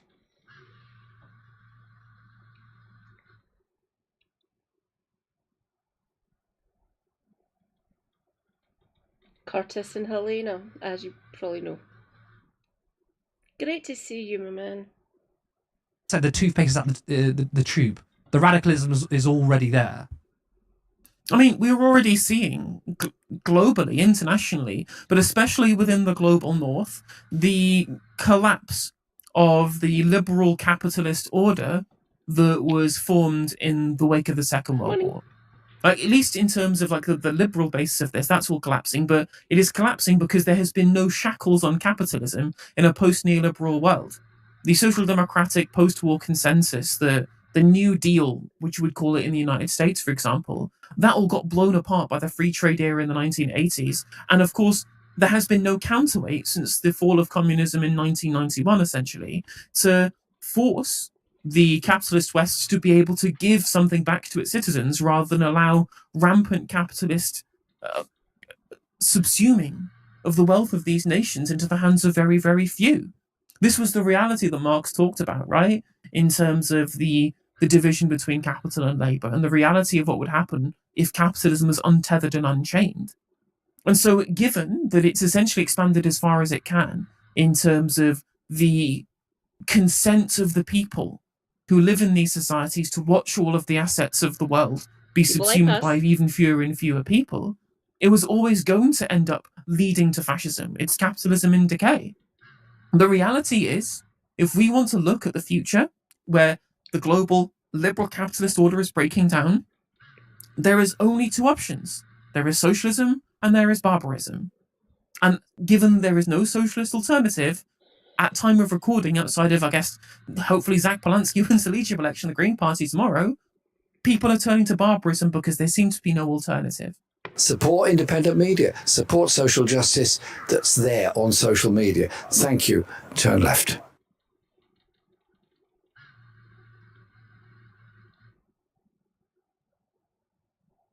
Thank you, Zach. Thank you, Curtis, and thank you, Helena. That was awesome.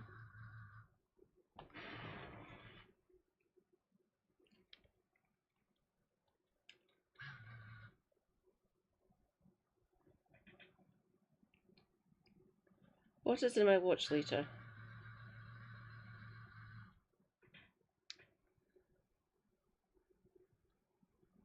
Watch later.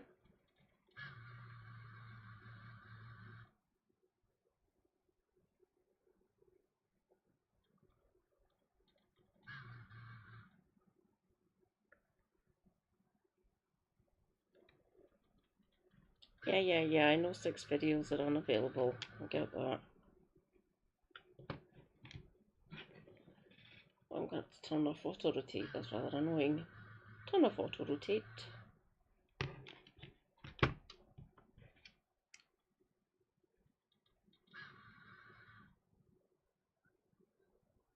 Brian Kent Carlson has been arrested a second time. And if you don't know who Brian Kent Carlson is, let's do a little refresher.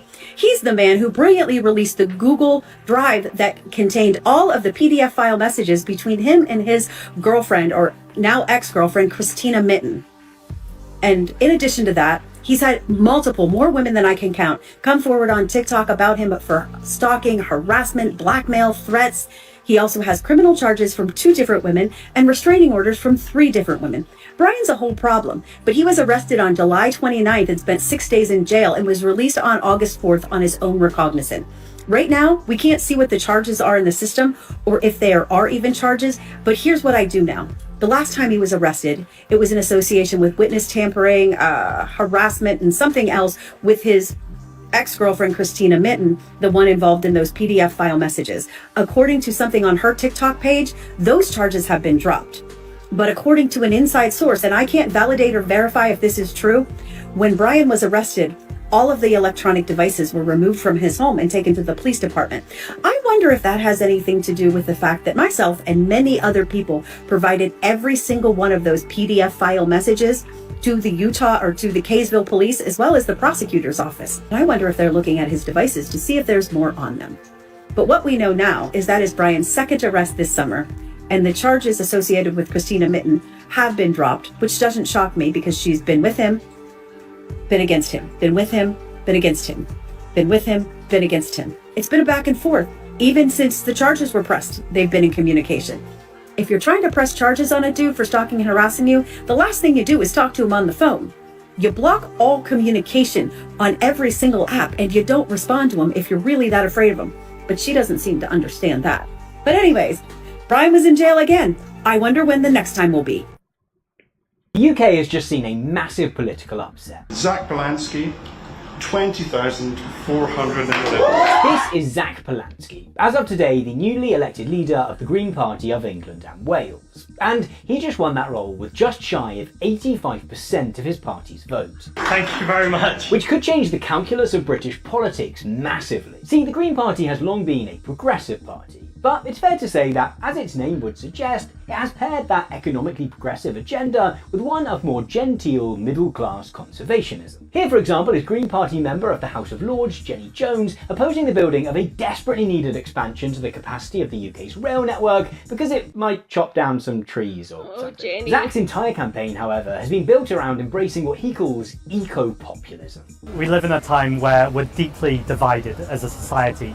And the division is between the 99% and the 1%. And with Keir Starmer's Labour Party having lurched to the right over the past few years, there are plenty of voters in the UK who are likely to be receptive to such a message. In fact, Zach's biggest challenge will come in the competition for that voter bloc, which has appeared in the form of a new party launched by ex-Labour leader Jeremy Corbyn. Although representatives of both parties have suggested that the two might work together somehow. Either way, this has the potential to fundamentally alter the landscape of British politics. The past couple of years has already seen Reform UK replace the Conservatives as the main party of the political right. And Zach says that his hope is that the Greens can do the same. Piss off, Mad Frog. My message to Labour is very clear. We are not here to be disappointed by you. We are not here to be concerned by you. We're here to replace you. The British far right is not famous for consistency. The anti-immigration movement has presented itself as defending women. Yet in June last year, The Guardian reported, or in June this year, sorry, The Guardian reported that 2 in 5 of those arrested at last summer's far-right riots had been reported for domestic abuse. That's a depressing statistic, which shows you just how seriously you should take far-right.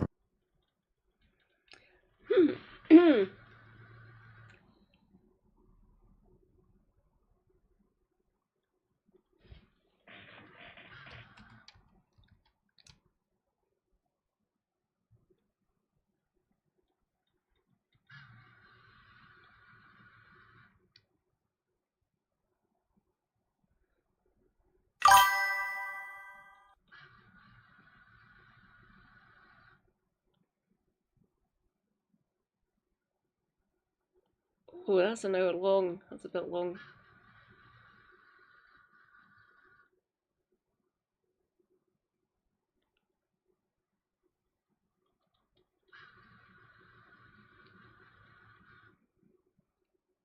Yeah, let's go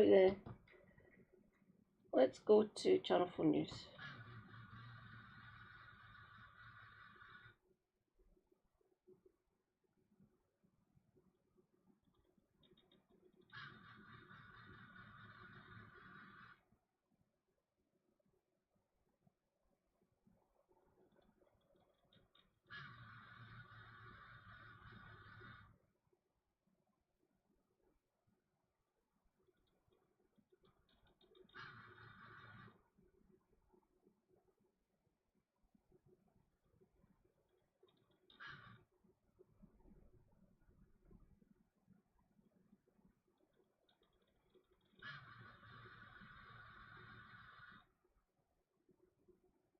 here.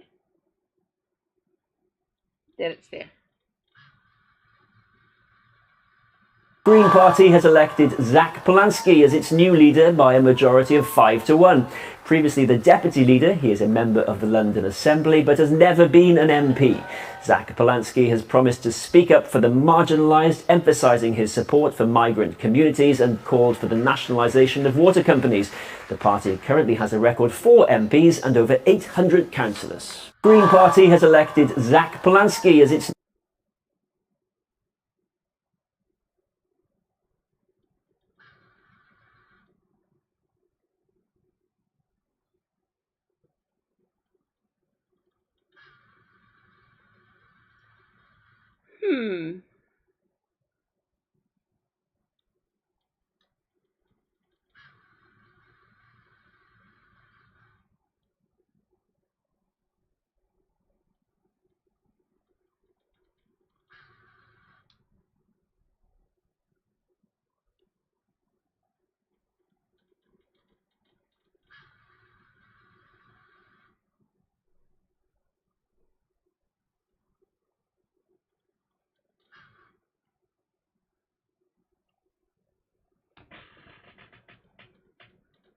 Oh, you've just reminded me, yeah.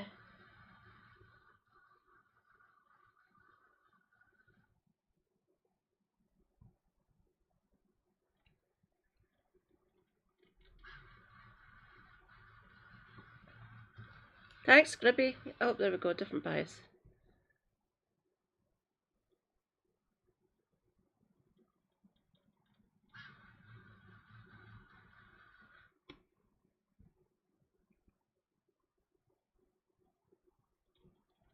View channel.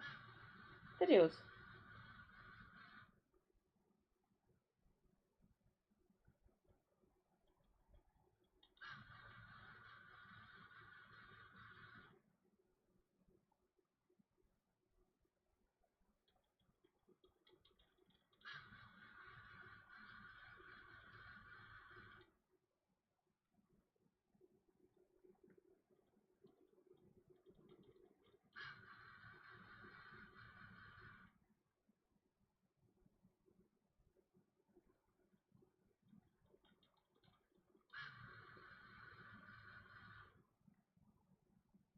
Huh. Is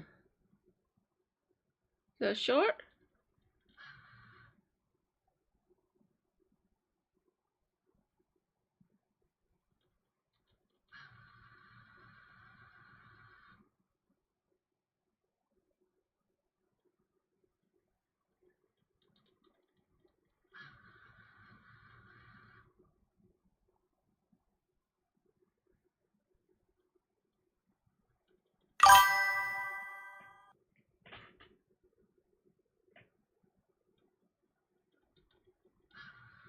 Oh, right, here we go.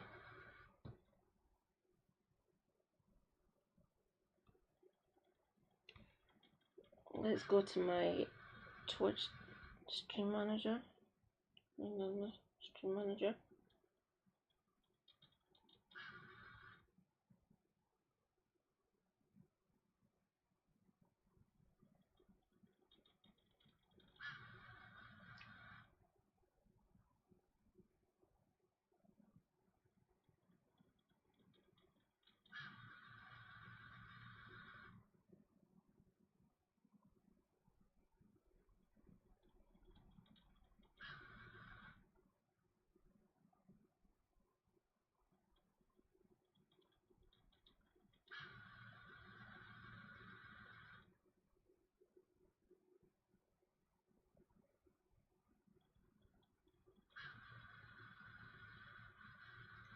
Copy. Okay.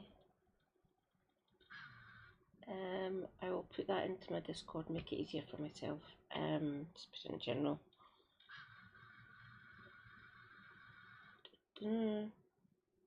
Numpty bears. General.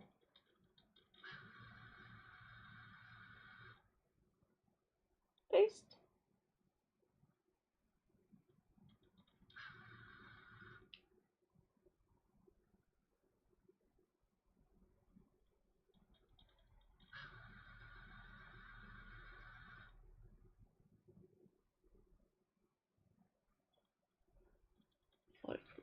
Okay. Right. Discord. General.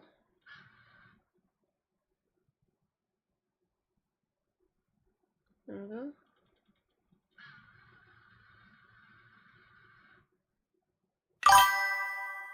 In a therapy for were things you could actually use it.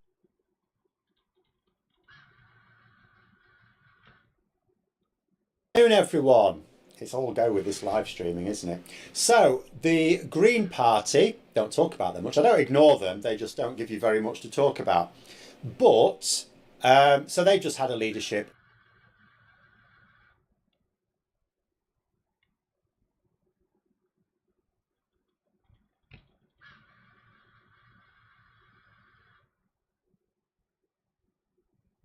Good afternoon, everyone. It's all go with this live streaming, isn't it? So the Green Party, don't talk about them much. I don't ignore them. They just don't give you very much to talk about. But so they've just had a leadership election. Zach Polanski, as expected, has won it hands down by vast majority of the votes. Not even close to being close. In fact, if he'd have halved his votes, if half the people that voted for him didn't bother voting at all, he'd have still won it comfortably. So in terms of thinking, by the way, just to be clear, I'm not at all a fan of anyone who says they deliberately want to turn their party into a populist party, because let's be clear about a couple of things. So before we can discuss how Zach Polanski may succeed or not, we have to consider two things. We have Phil again, is he never off the telly? No, I might do another one later tonight as well. We have to consider, first of all, what is populism? Just so that we're not misunderstanding here. We need to it can't be one of those situations where we have a rough idea of what we think it is in our heads. No, we need to be accurate here. Secondly, what are the Green Party's viable strategies? Because there are two competing strategies. I discussed this after the last election. I said at the time... Oh, get to fuck. I drink wine and I know things. You are nothing like Tyrion. Nothing like him. How dare you equate yourself to him? You might know stuff, but you don't say... Sorry to put everyone through this. I need to hear what this melt has to say.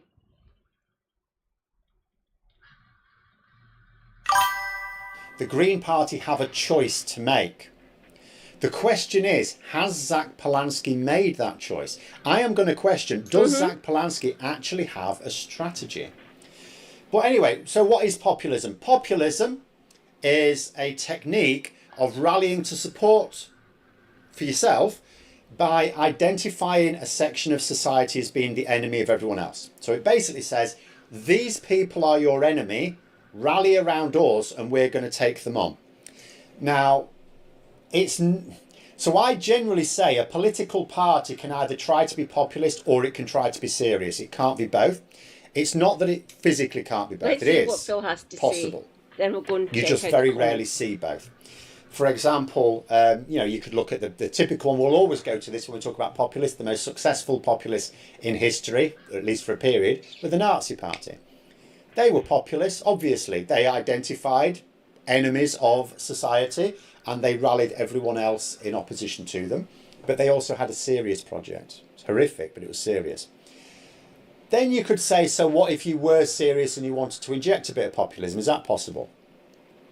I can't think of any cases where it's realistically happened, but some people have tried it. Gavin Newsom is trying it in the United States right now. A serious politician who is trying to inject a bit of populism. Will it work though? Is there any proven case of where it's worked? I'm not sure. So is Zach Polanski someone who says he wants his party to be a populist party, but in reality does intend to use it, to use the support it might gather for a serious project? So what is Zach Polanski's strategy? Well, let's focus on what the two strategies the Green Party have available to them are. And this is what I discussed after the last election. So, the Green Party are a scattergun party. That is just like Reform UK last year. They get a good chunk of votes. They get a significant share of the vote. In fact, at the last election, it was a very... They came second in 40 constituencies, Phil. That's not scattergun.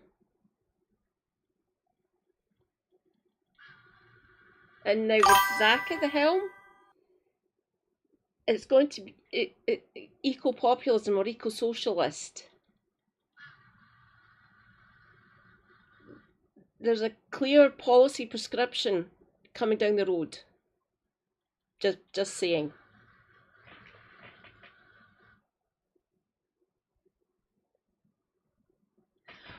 We covered it earlier on, Scribby. Delightful. Angela Eagle was sitting next to her. Christ, she looked dour as fuck.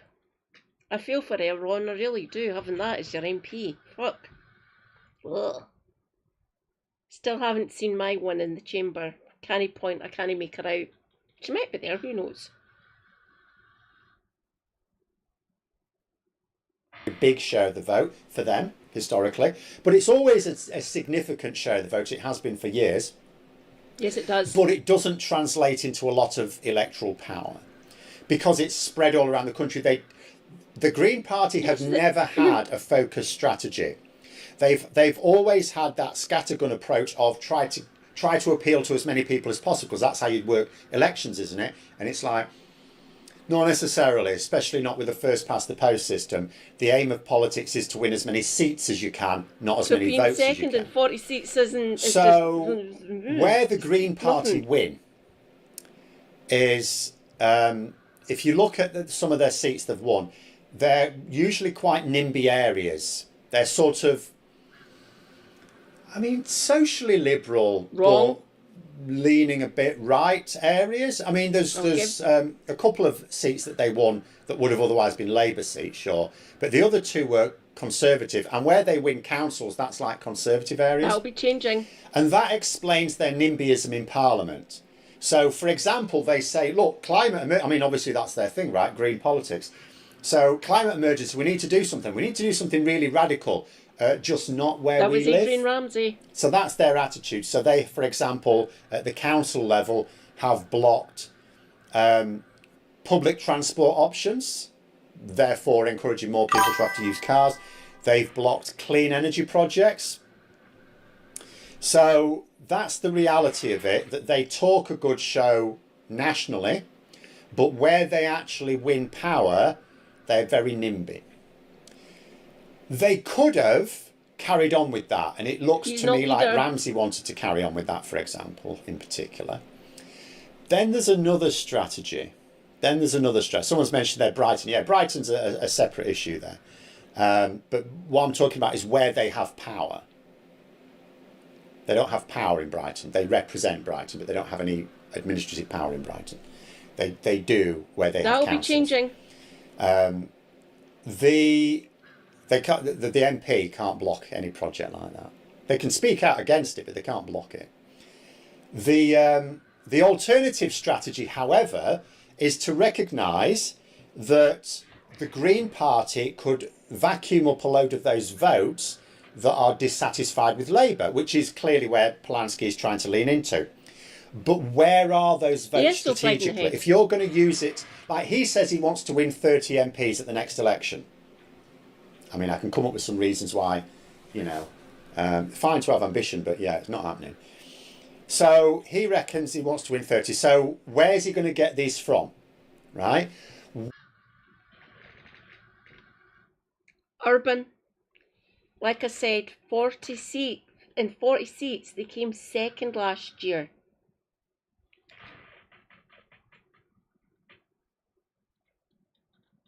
Yeah, I'm noticing that. It's been doing it for ages now. Yeah, apparently he does. Even though he's not a member of the Green Party, he doesn't know what the electoral strategy is going to be for next year. I will be joining, I'll be trying to attend, at least virtually, all the Scottish Green meetings in the run-up to Holyrood.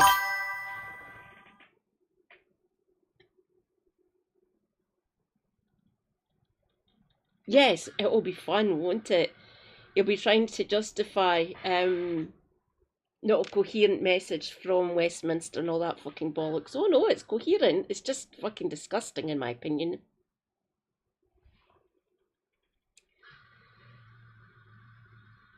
Can't wait. It'll be fun.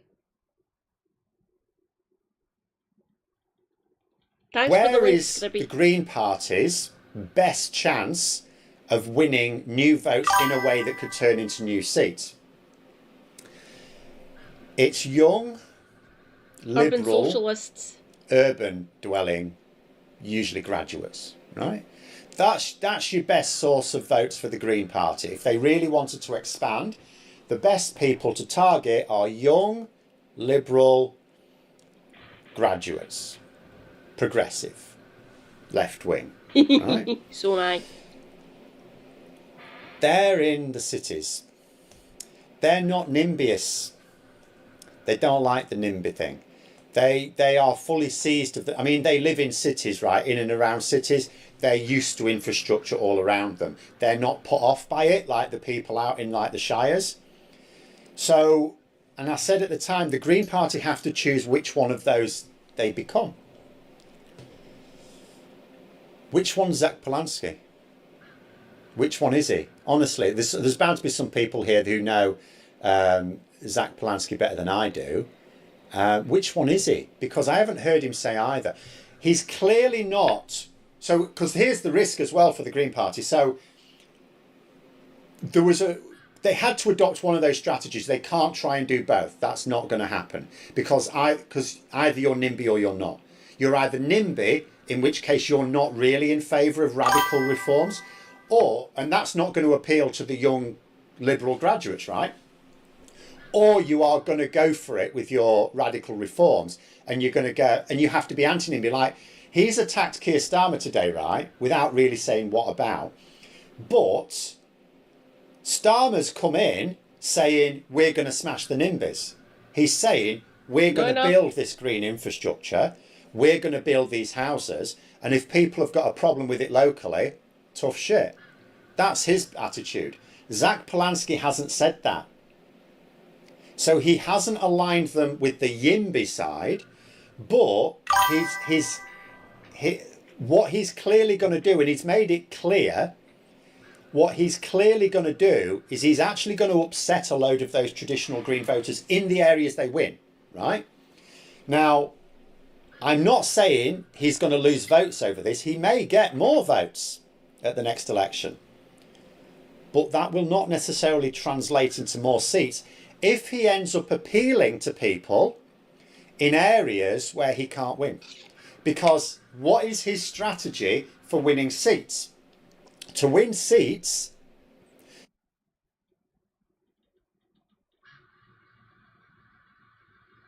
you what, mate? He's just been elected. Give him time, for fuck's sake. And give Ross and Gillian some time as well up here. Thank you.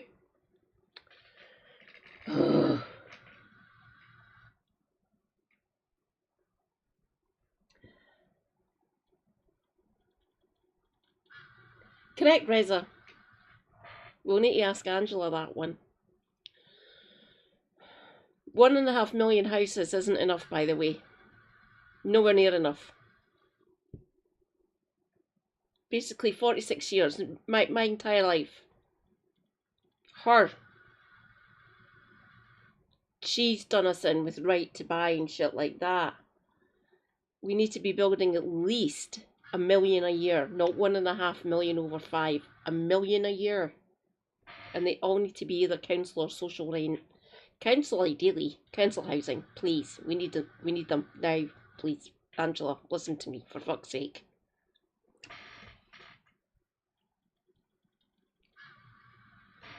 Zach Polanski appears to be fighting a culture war. He's not appearing to. He is absolutely fighting a culture war. Phil.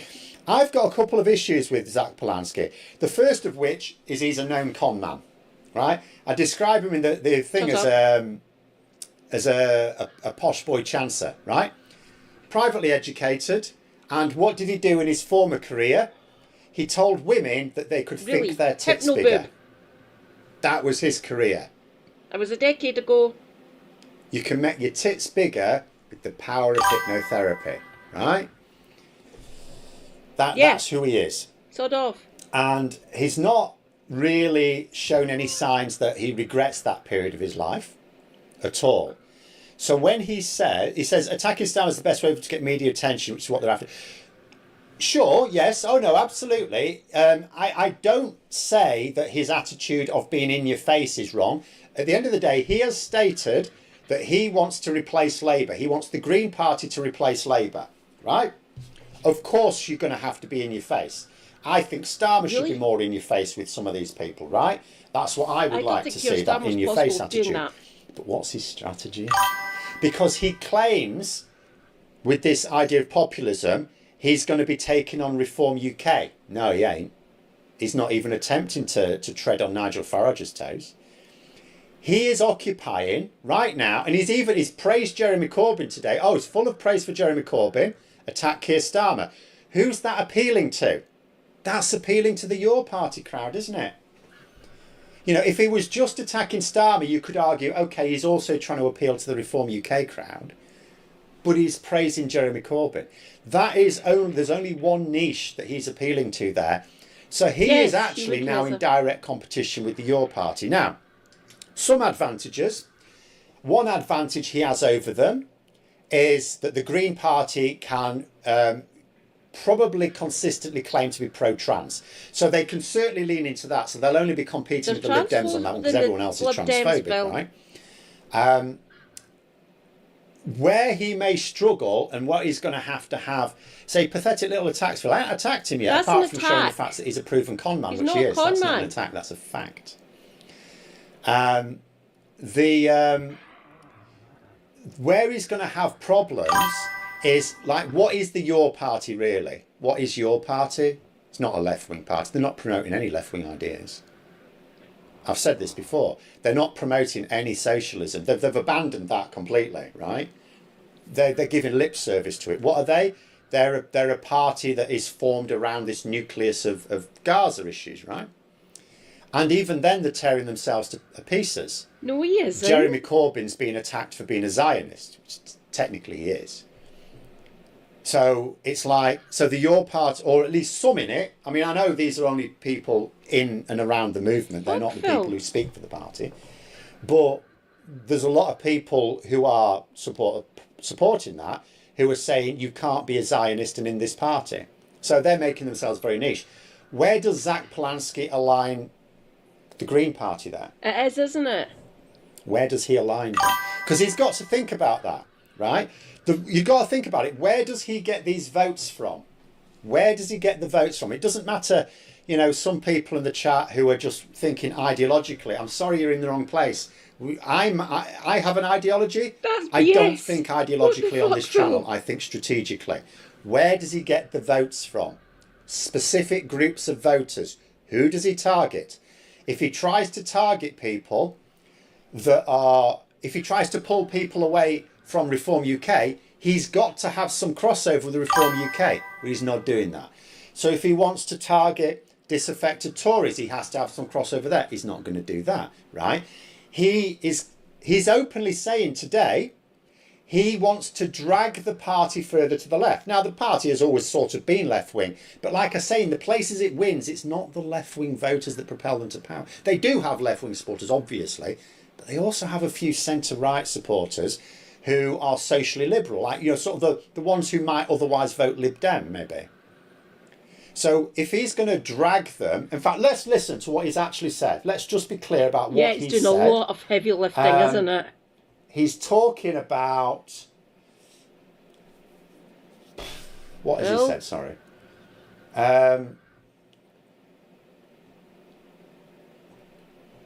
Check Zach's channel. I saw it somewhere before. He's been very clear. Da, da, da. Yeah, he is. I'm trying to think in terms of not specific policies. You wouldn't expect that as much. Oh, nationalisation. So lean into nationalisation, right? He's also said that Starmer's politics are disgraceful. So he's straight away against the workers' rights. So he is going to need to be asked questions about this. Like, he might just mean he dislikes Starmer's treatment of, say, asylum seekers and trans people, right? Might just mean that. Yeah. So he has to be asked. He hasn't answered that question yet. So he said Jeremy Corbyn's doing strong principle work with his Gaza inquiry. So he's going to try and lean into that. But is he going to try and take votes off your party? Because that's at the moment where he's positioned himself. So he's trying to win votes by saying Jeremy Corbyn's principled. What's he doing? Is he trying to pull votes from him, or is he trying to coexist with him? But if he's trying to coexist with the Your Party, how does he win more votes when he's occupying the same space? Strategically, that doesn't work. Strategically, so he's attacking Keir Starmer. He wants Labour votes. Makes sense, right? So he's attacking Labour. But does he want the Jeremy Corbyn votes? Because if he doesn't, then how does he expect to win a load more votes? If he aligns with the Your Party policies, isn't that wanting those votes as well? But then, because this is like the Tories, isn't it? The Tories are clearly trying to align themselves with Reform UK to try and win those votes back, but they won't attack Reform UK, and it's not working. It's provably not working. Like, if you wanna parties move, like political parties move in terms of where they think, you have to identify the key voters. You have to have in your mind who are your key voters and how do you win, and you have to move to them. And who those key voters are can change from election to election. Where's he moving to? Like I say, the young There's more than just that liberal constituency, graduates, Phil. left-wing There's liberal people like graduates, me. that is a potentially rich source of Eco-socialist votes Gen for the Green Xers. Party. But they're mostly in the cities where Labour have large majorities. So they're really going to have to win a lot of them over. They're going to have to win a lot of them over. And they're going to have to do, and it's not impossible, by the way, but they're going to have to win a lot over because they've got to overcome large majorities. And they've got to do it for the next election where, never mind the situation now, we know that the economy is going to be in a better shape, right, No, unless there is actually a global you crash. trust We know that the I NHS is don't. going to be in better shape. We know that housing is going to be in better shape, which is a big issue for young graduates in and around cities. If they're working in cities, housing's a massive issue. So we know there's going to be better housing. fuck you get We know evidence there's for going to be better that? public transport. The best start centres are not the Yes, big you thing can. for those people, right? But they're going to read about them, and anyone with a social conscience knows that that will also be a good thing. So where does he get them from? Honestly, and I'll go through some comments now because I'm asking a genuine question. Where does he get the votes from? Not scattergun. Where does he get? There's the door. You can use it. We got told to fuck off by Starmer. There is disaffected socialists in the country now because we all got booted out of Labour. Plus, your Labour are losing councillors and other independent and other party members because there's the door. You can use it. We used the door. We fucked off. There's lots of us all over the fucking country now because we got told to leave Labour and we did. You're just forgetting about all of us that got booted out of Labour, by the way, Phil. We got told to leave and we left. Obviously, the number of us, I'm not entirely sure, but we got told to fuck off and we fucked off. They didn't want us in the party anymore. Some of us have joined your party. We've signed up, we've put our email in, we're getting alerts from your party and stuff like that. I don't think I'd be able to join now because of Adnan Hussein being a fucking landlord.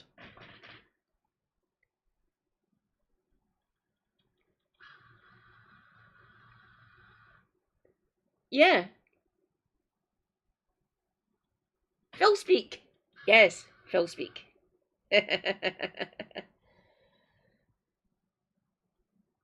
Super Hubby suggested I read 1984 again. Not going to do it. It took me forever to read it the first time. I only finished it a couple of years ago now. It took me forever to read that turgid piece of crap. He booted all of us left-leaning party members out of Labour, so there's lots of us across the country now in lots of different constituencies. For more accurate, we've got people all over the country who are streamers. Got me up here in Scotland. We've got Helena in sort of Nottinghamshire area. Got Damo down in Cornwall, who is a Green Party member. Plus there's lots of councillors from like the Midlands and things who were disaffected, who felt betrayed by Labour. I'm hoping that some of them actually join the Green Party now, because Zach's the leader. Plus we've got Rachel Millward and Mothan Ali as the deputies. So that'll be good. So we've got an eco-socialist at the helm of the Green Party of England and Wales. Plus we've got Ross Greer and Gillian Mackay up here, who are eco-socialists, like myself.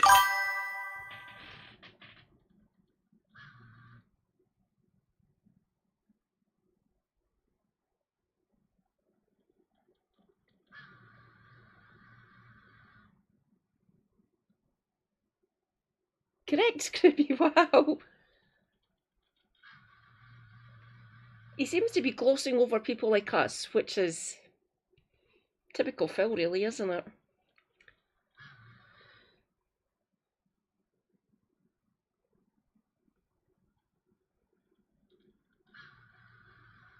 I'm sure he would agree with us on that, Reza. He's probably spinning in his grave.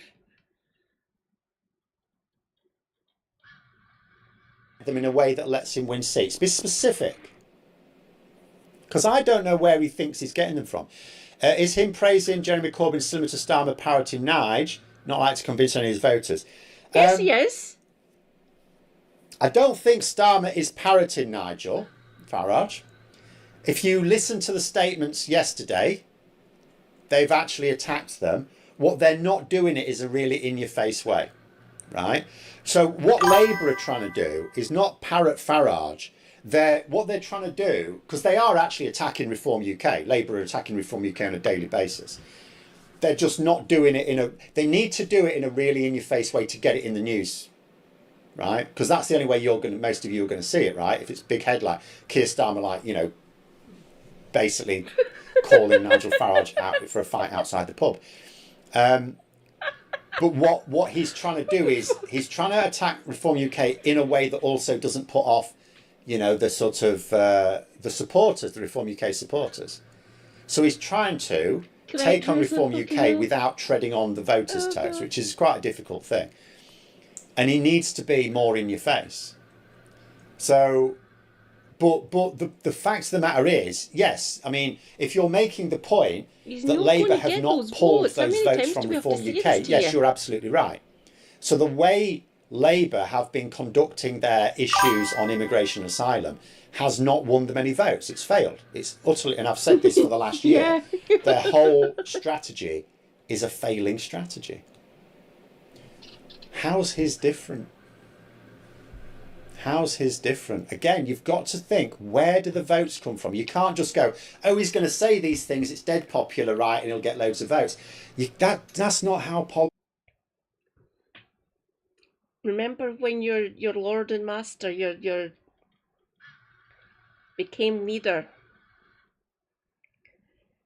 During his leadership campaign, he had 10 pledges. The minute he became leader, gone, bin, burnt, don't exist anymore. Then his 5 missions. They've essentially reneged on those as well. He is trying to appeal to the Reform voters. He's not going to fucking get them, obviously. Keir Starmer's going to be one-term Prime Minister, in my opinion. Watch this space. Just watch me. I can see that I can't do this anymore. Let's go and check out the comments.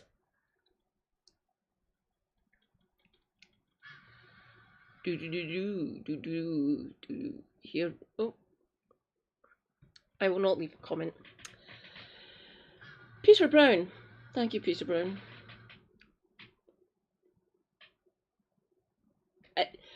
Please remember, comrades, Labour didn't win, the Tories lost. People were fed up with them. Labour didn't win.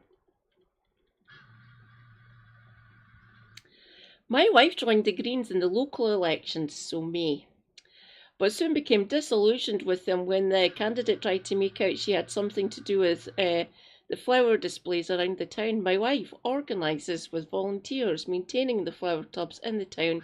She did nothing. She did not contribute anything. Okay. Okay, Kevin Milner. Labour had my vote for 50 years. It's going to the Greens now. Thank you, Kevin. You get worse and worse every day. Thank you, Dumpster. Oxidus Magicus. Interesting name. Where does he get the votes from? From the vacuum made by Labour moving to the far right. I will like that one. I like that. No, populism isn't about identifying an out-group as an enemy. It's about defining an in-group as the only real people. The clue is in the name. Well said, Henry Blunt. You just don't get it, Phil. The climate of opinion on the left is changing. Correct. Jay Badley. Starmer is literally bringing a board member of a prominent hate group into his core circle. He routinely embraces and validates far-right positions. Correct. The idea that progressives can continue to support Labour under his leadership is utterly absurd. Let's get a like. Journey LT. The path for Green expansion is to win the other Bristol seats and the other Brighton seats, Huddersfield and many of the central London seats. As I understand, Zach Polanski, he is essentially playing the role of British Zoran Mamdani. He is a strong communicator and he might finally do what the Greens have struggled to do for so long, get the cameras turned towards them. The controversy of Zach is likely more of an asset for this reason. Thank you, Johnny. Mr. Tusk. He is a Paulden by birth? What? Returned as some do to his family old surname. A well-known Salford Jewish family in these parts. Not really a posh boy, frankly. Thank you, Mr. Tusk. I'm disappointed with this take. Thank you, Chaos Ninja. Dave Atkin. I thought you were a Labour supporter. Is there any UK party which wants populism more than Starmer's? Corbyn was very popular. So popular that the right wing of the Labour Party had to bring him down. Correct. I haven't seen Keir speaking to huge supportive crowds. Good point. Robin Lesueur. He's got my vote after the Labour Party went to the hard to the right. Well said. I voted Labour in the vast majority of elections I've been eligible to vote for, including the last one. But at this point, I will not vote for Labour again until Starmer and his enablers are purged. I'm backing Zach. Thank you, Stephen Trafford. These comments are quite good, some of them. If Polanski offers a radical policy which favours a redistribution of wealth while at the same time supporting the poor, he needs to articulate a land value tax. Georgism!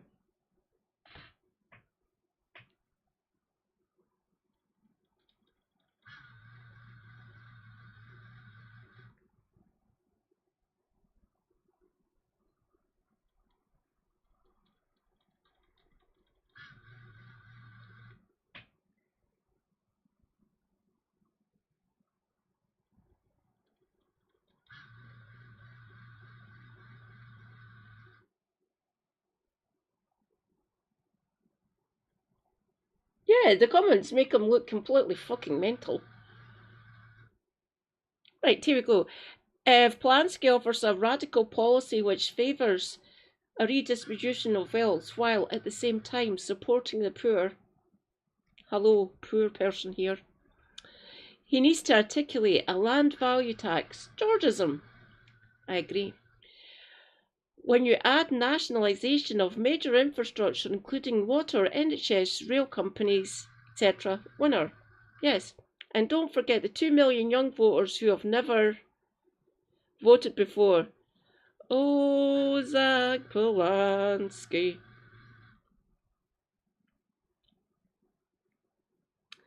According to an interview, I only saw part of it, he thinks that Jeremy Corbyn should have joined the Greens. This is where he thinks he is getting the votes from. Fair enough. F. Marcel. I would vote Green any day of the week, and I live in the countryside where farmers pollutes the land with poison and artificial fertiliser, not to speak of private landowners who fence off their huge property and cut down all the old trees. I live in Denmark. Thank you, F. Marcel. That definition of populism seems pretty rigid for such a broad concept. I'm liking that. I like that one. Thank you, GTA 5 player. He's not a chancer. Phil seems desperate now. He's been desperate for a while. Please don't go to the Greens progressive voters. Too late. You kicked us out the party. Look of Smeg.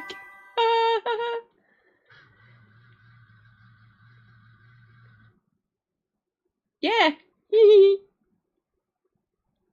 The press have been really poor in the way they describe traditionally small C voters. That's the whole issue. Hearing them out and about and on the doorstep, most of them can't really be described as small C or conservative at all. Many of them have been so disillusioned with the Tories for years. Where am I? And they are ideologically malleable as a result. I agree.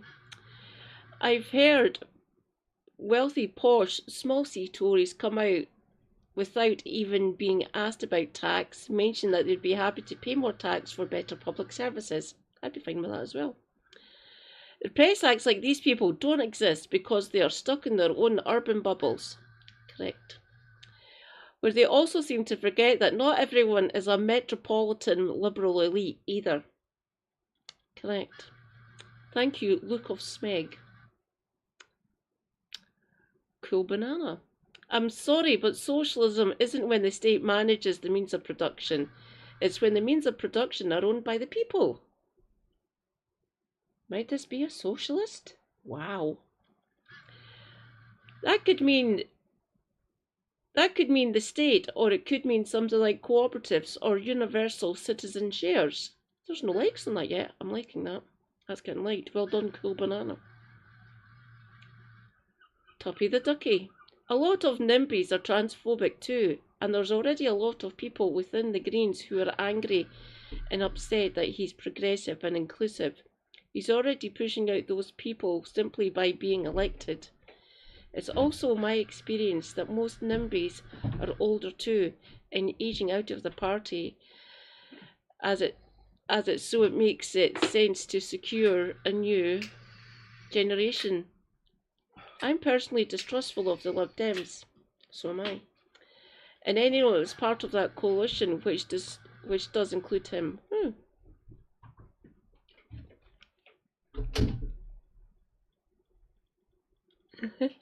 I'm not a Zach fan, but your mini smear was below you, Phil. I am definitely of a Ramsay Chowns fan. Okay. I agree with your comment about who's going to vote for an openly left-wing party that's not already going to vote for Corbyn's party. Depends on our messaging.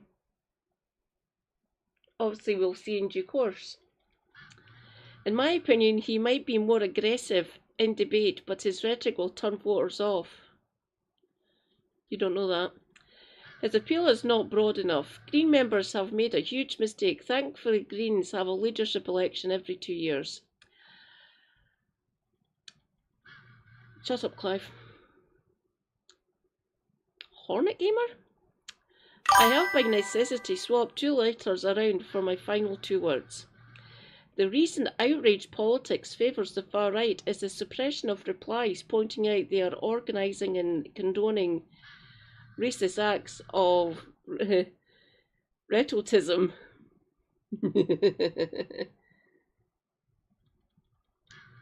Yeah. Hi, Mark Burdett. I think your smear at Polanski is a show of desperation from incompetence Labour. Fair enough. You need to check your tribalism, Phil. Oh, this could go tits up. I don't think it will. Didn't you go to a private school, Phil? Maybe don't call people posh chancers who, as it happens, didn't go to a private school.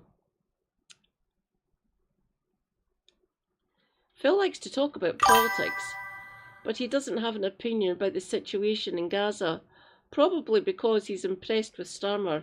Oh, and he was going to be a doctor, but his school and teachers let him down.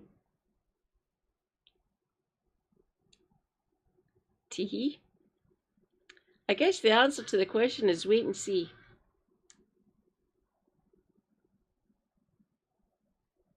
I've noticed that he's replied to about 4 or 5 now. Getting pissy, apparently.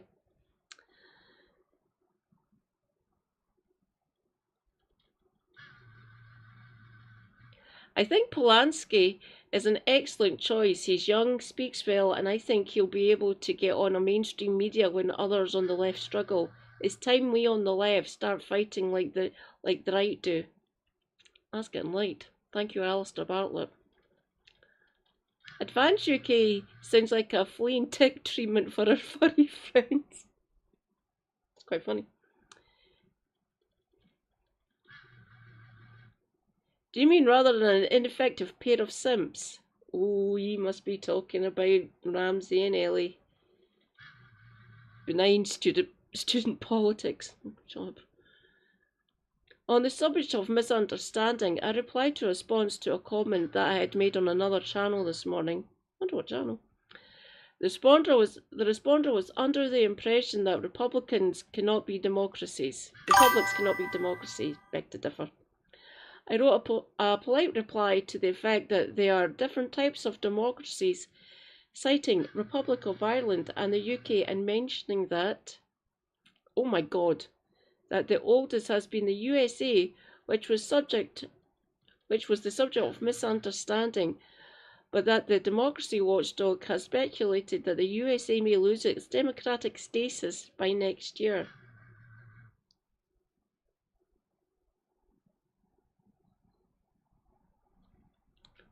Bloody hell. I'm not reading this too long.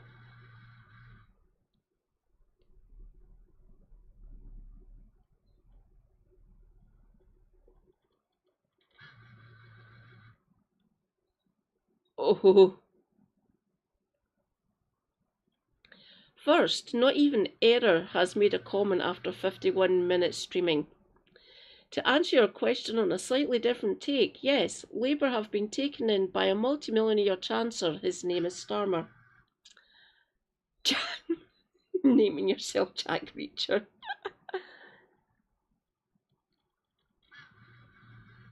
What was that? Pancake syrup. Socialism is when the government does things.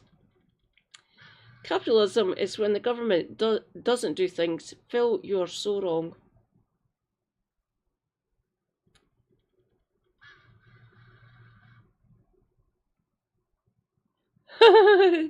Talkie man. A Labour propagandist going into panic mode already. I'm liking that. I'm liking that.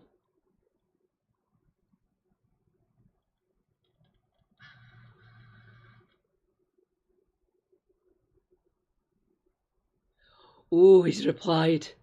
Home Secretary Yvette Cooper, Labour MP for Wakefield, supported local campaigners opposing a proposal to build over 400 new homes, including retirement homes, arguing that it would affect the village identity of the area. I'm curious, what did he say to this?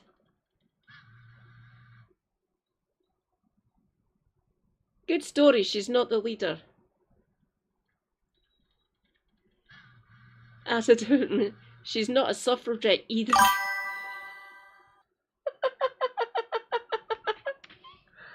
Oh my god, she's the Home Secretary.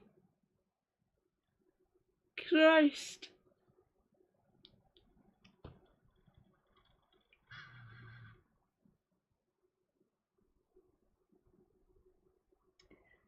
Thanks for that link, Scribby. That's super hubby up now. I think that is a good cross-section of the comments. I can't wait till Helena gets to this video. I think we'll end there for the night. Well, considering it's... Oh, dismiss you. Thank you, Canary. It is 6:10, and I need to take my stomach medicine so I can have breakfast. Oh my god, James, I didn't notice you there, sorry. Rejoice, comrades. I finally noticed that James Holmes is in my YouTube comments, YouTube live stream. Hi James. Great to see you this fine morning. We're going over Phil losing his mind, with Zach getting voted leader. Phil, are you okay? Would you like me to read yous out, or will I just finish the stream? Because maybe we all should get some rest. We're going to need to refresh ourselves to watch Helena just destroy Phil. Post that link in Helena in the judiciary, would you, Scribby, if you're still here. I think I'll just finish up actually. Still don't know how to read out on YouTube. I will figure it out at some point, trust me on that. Thank you for being here, everyone. 3 hours, not bad. Thank you again. Stay hydrated. Self-care is good care. Take your meds. Stay based. And I'll catch you all later. Hang on, do we know if there's PMQs? If there's PMQs today, I might be back streaming this afternoon. Or I might actually do it later, actually, just catch it up on my stream at roughly midnight-ish. Everyone, have a good day, and I'll catch you all later. Love you all.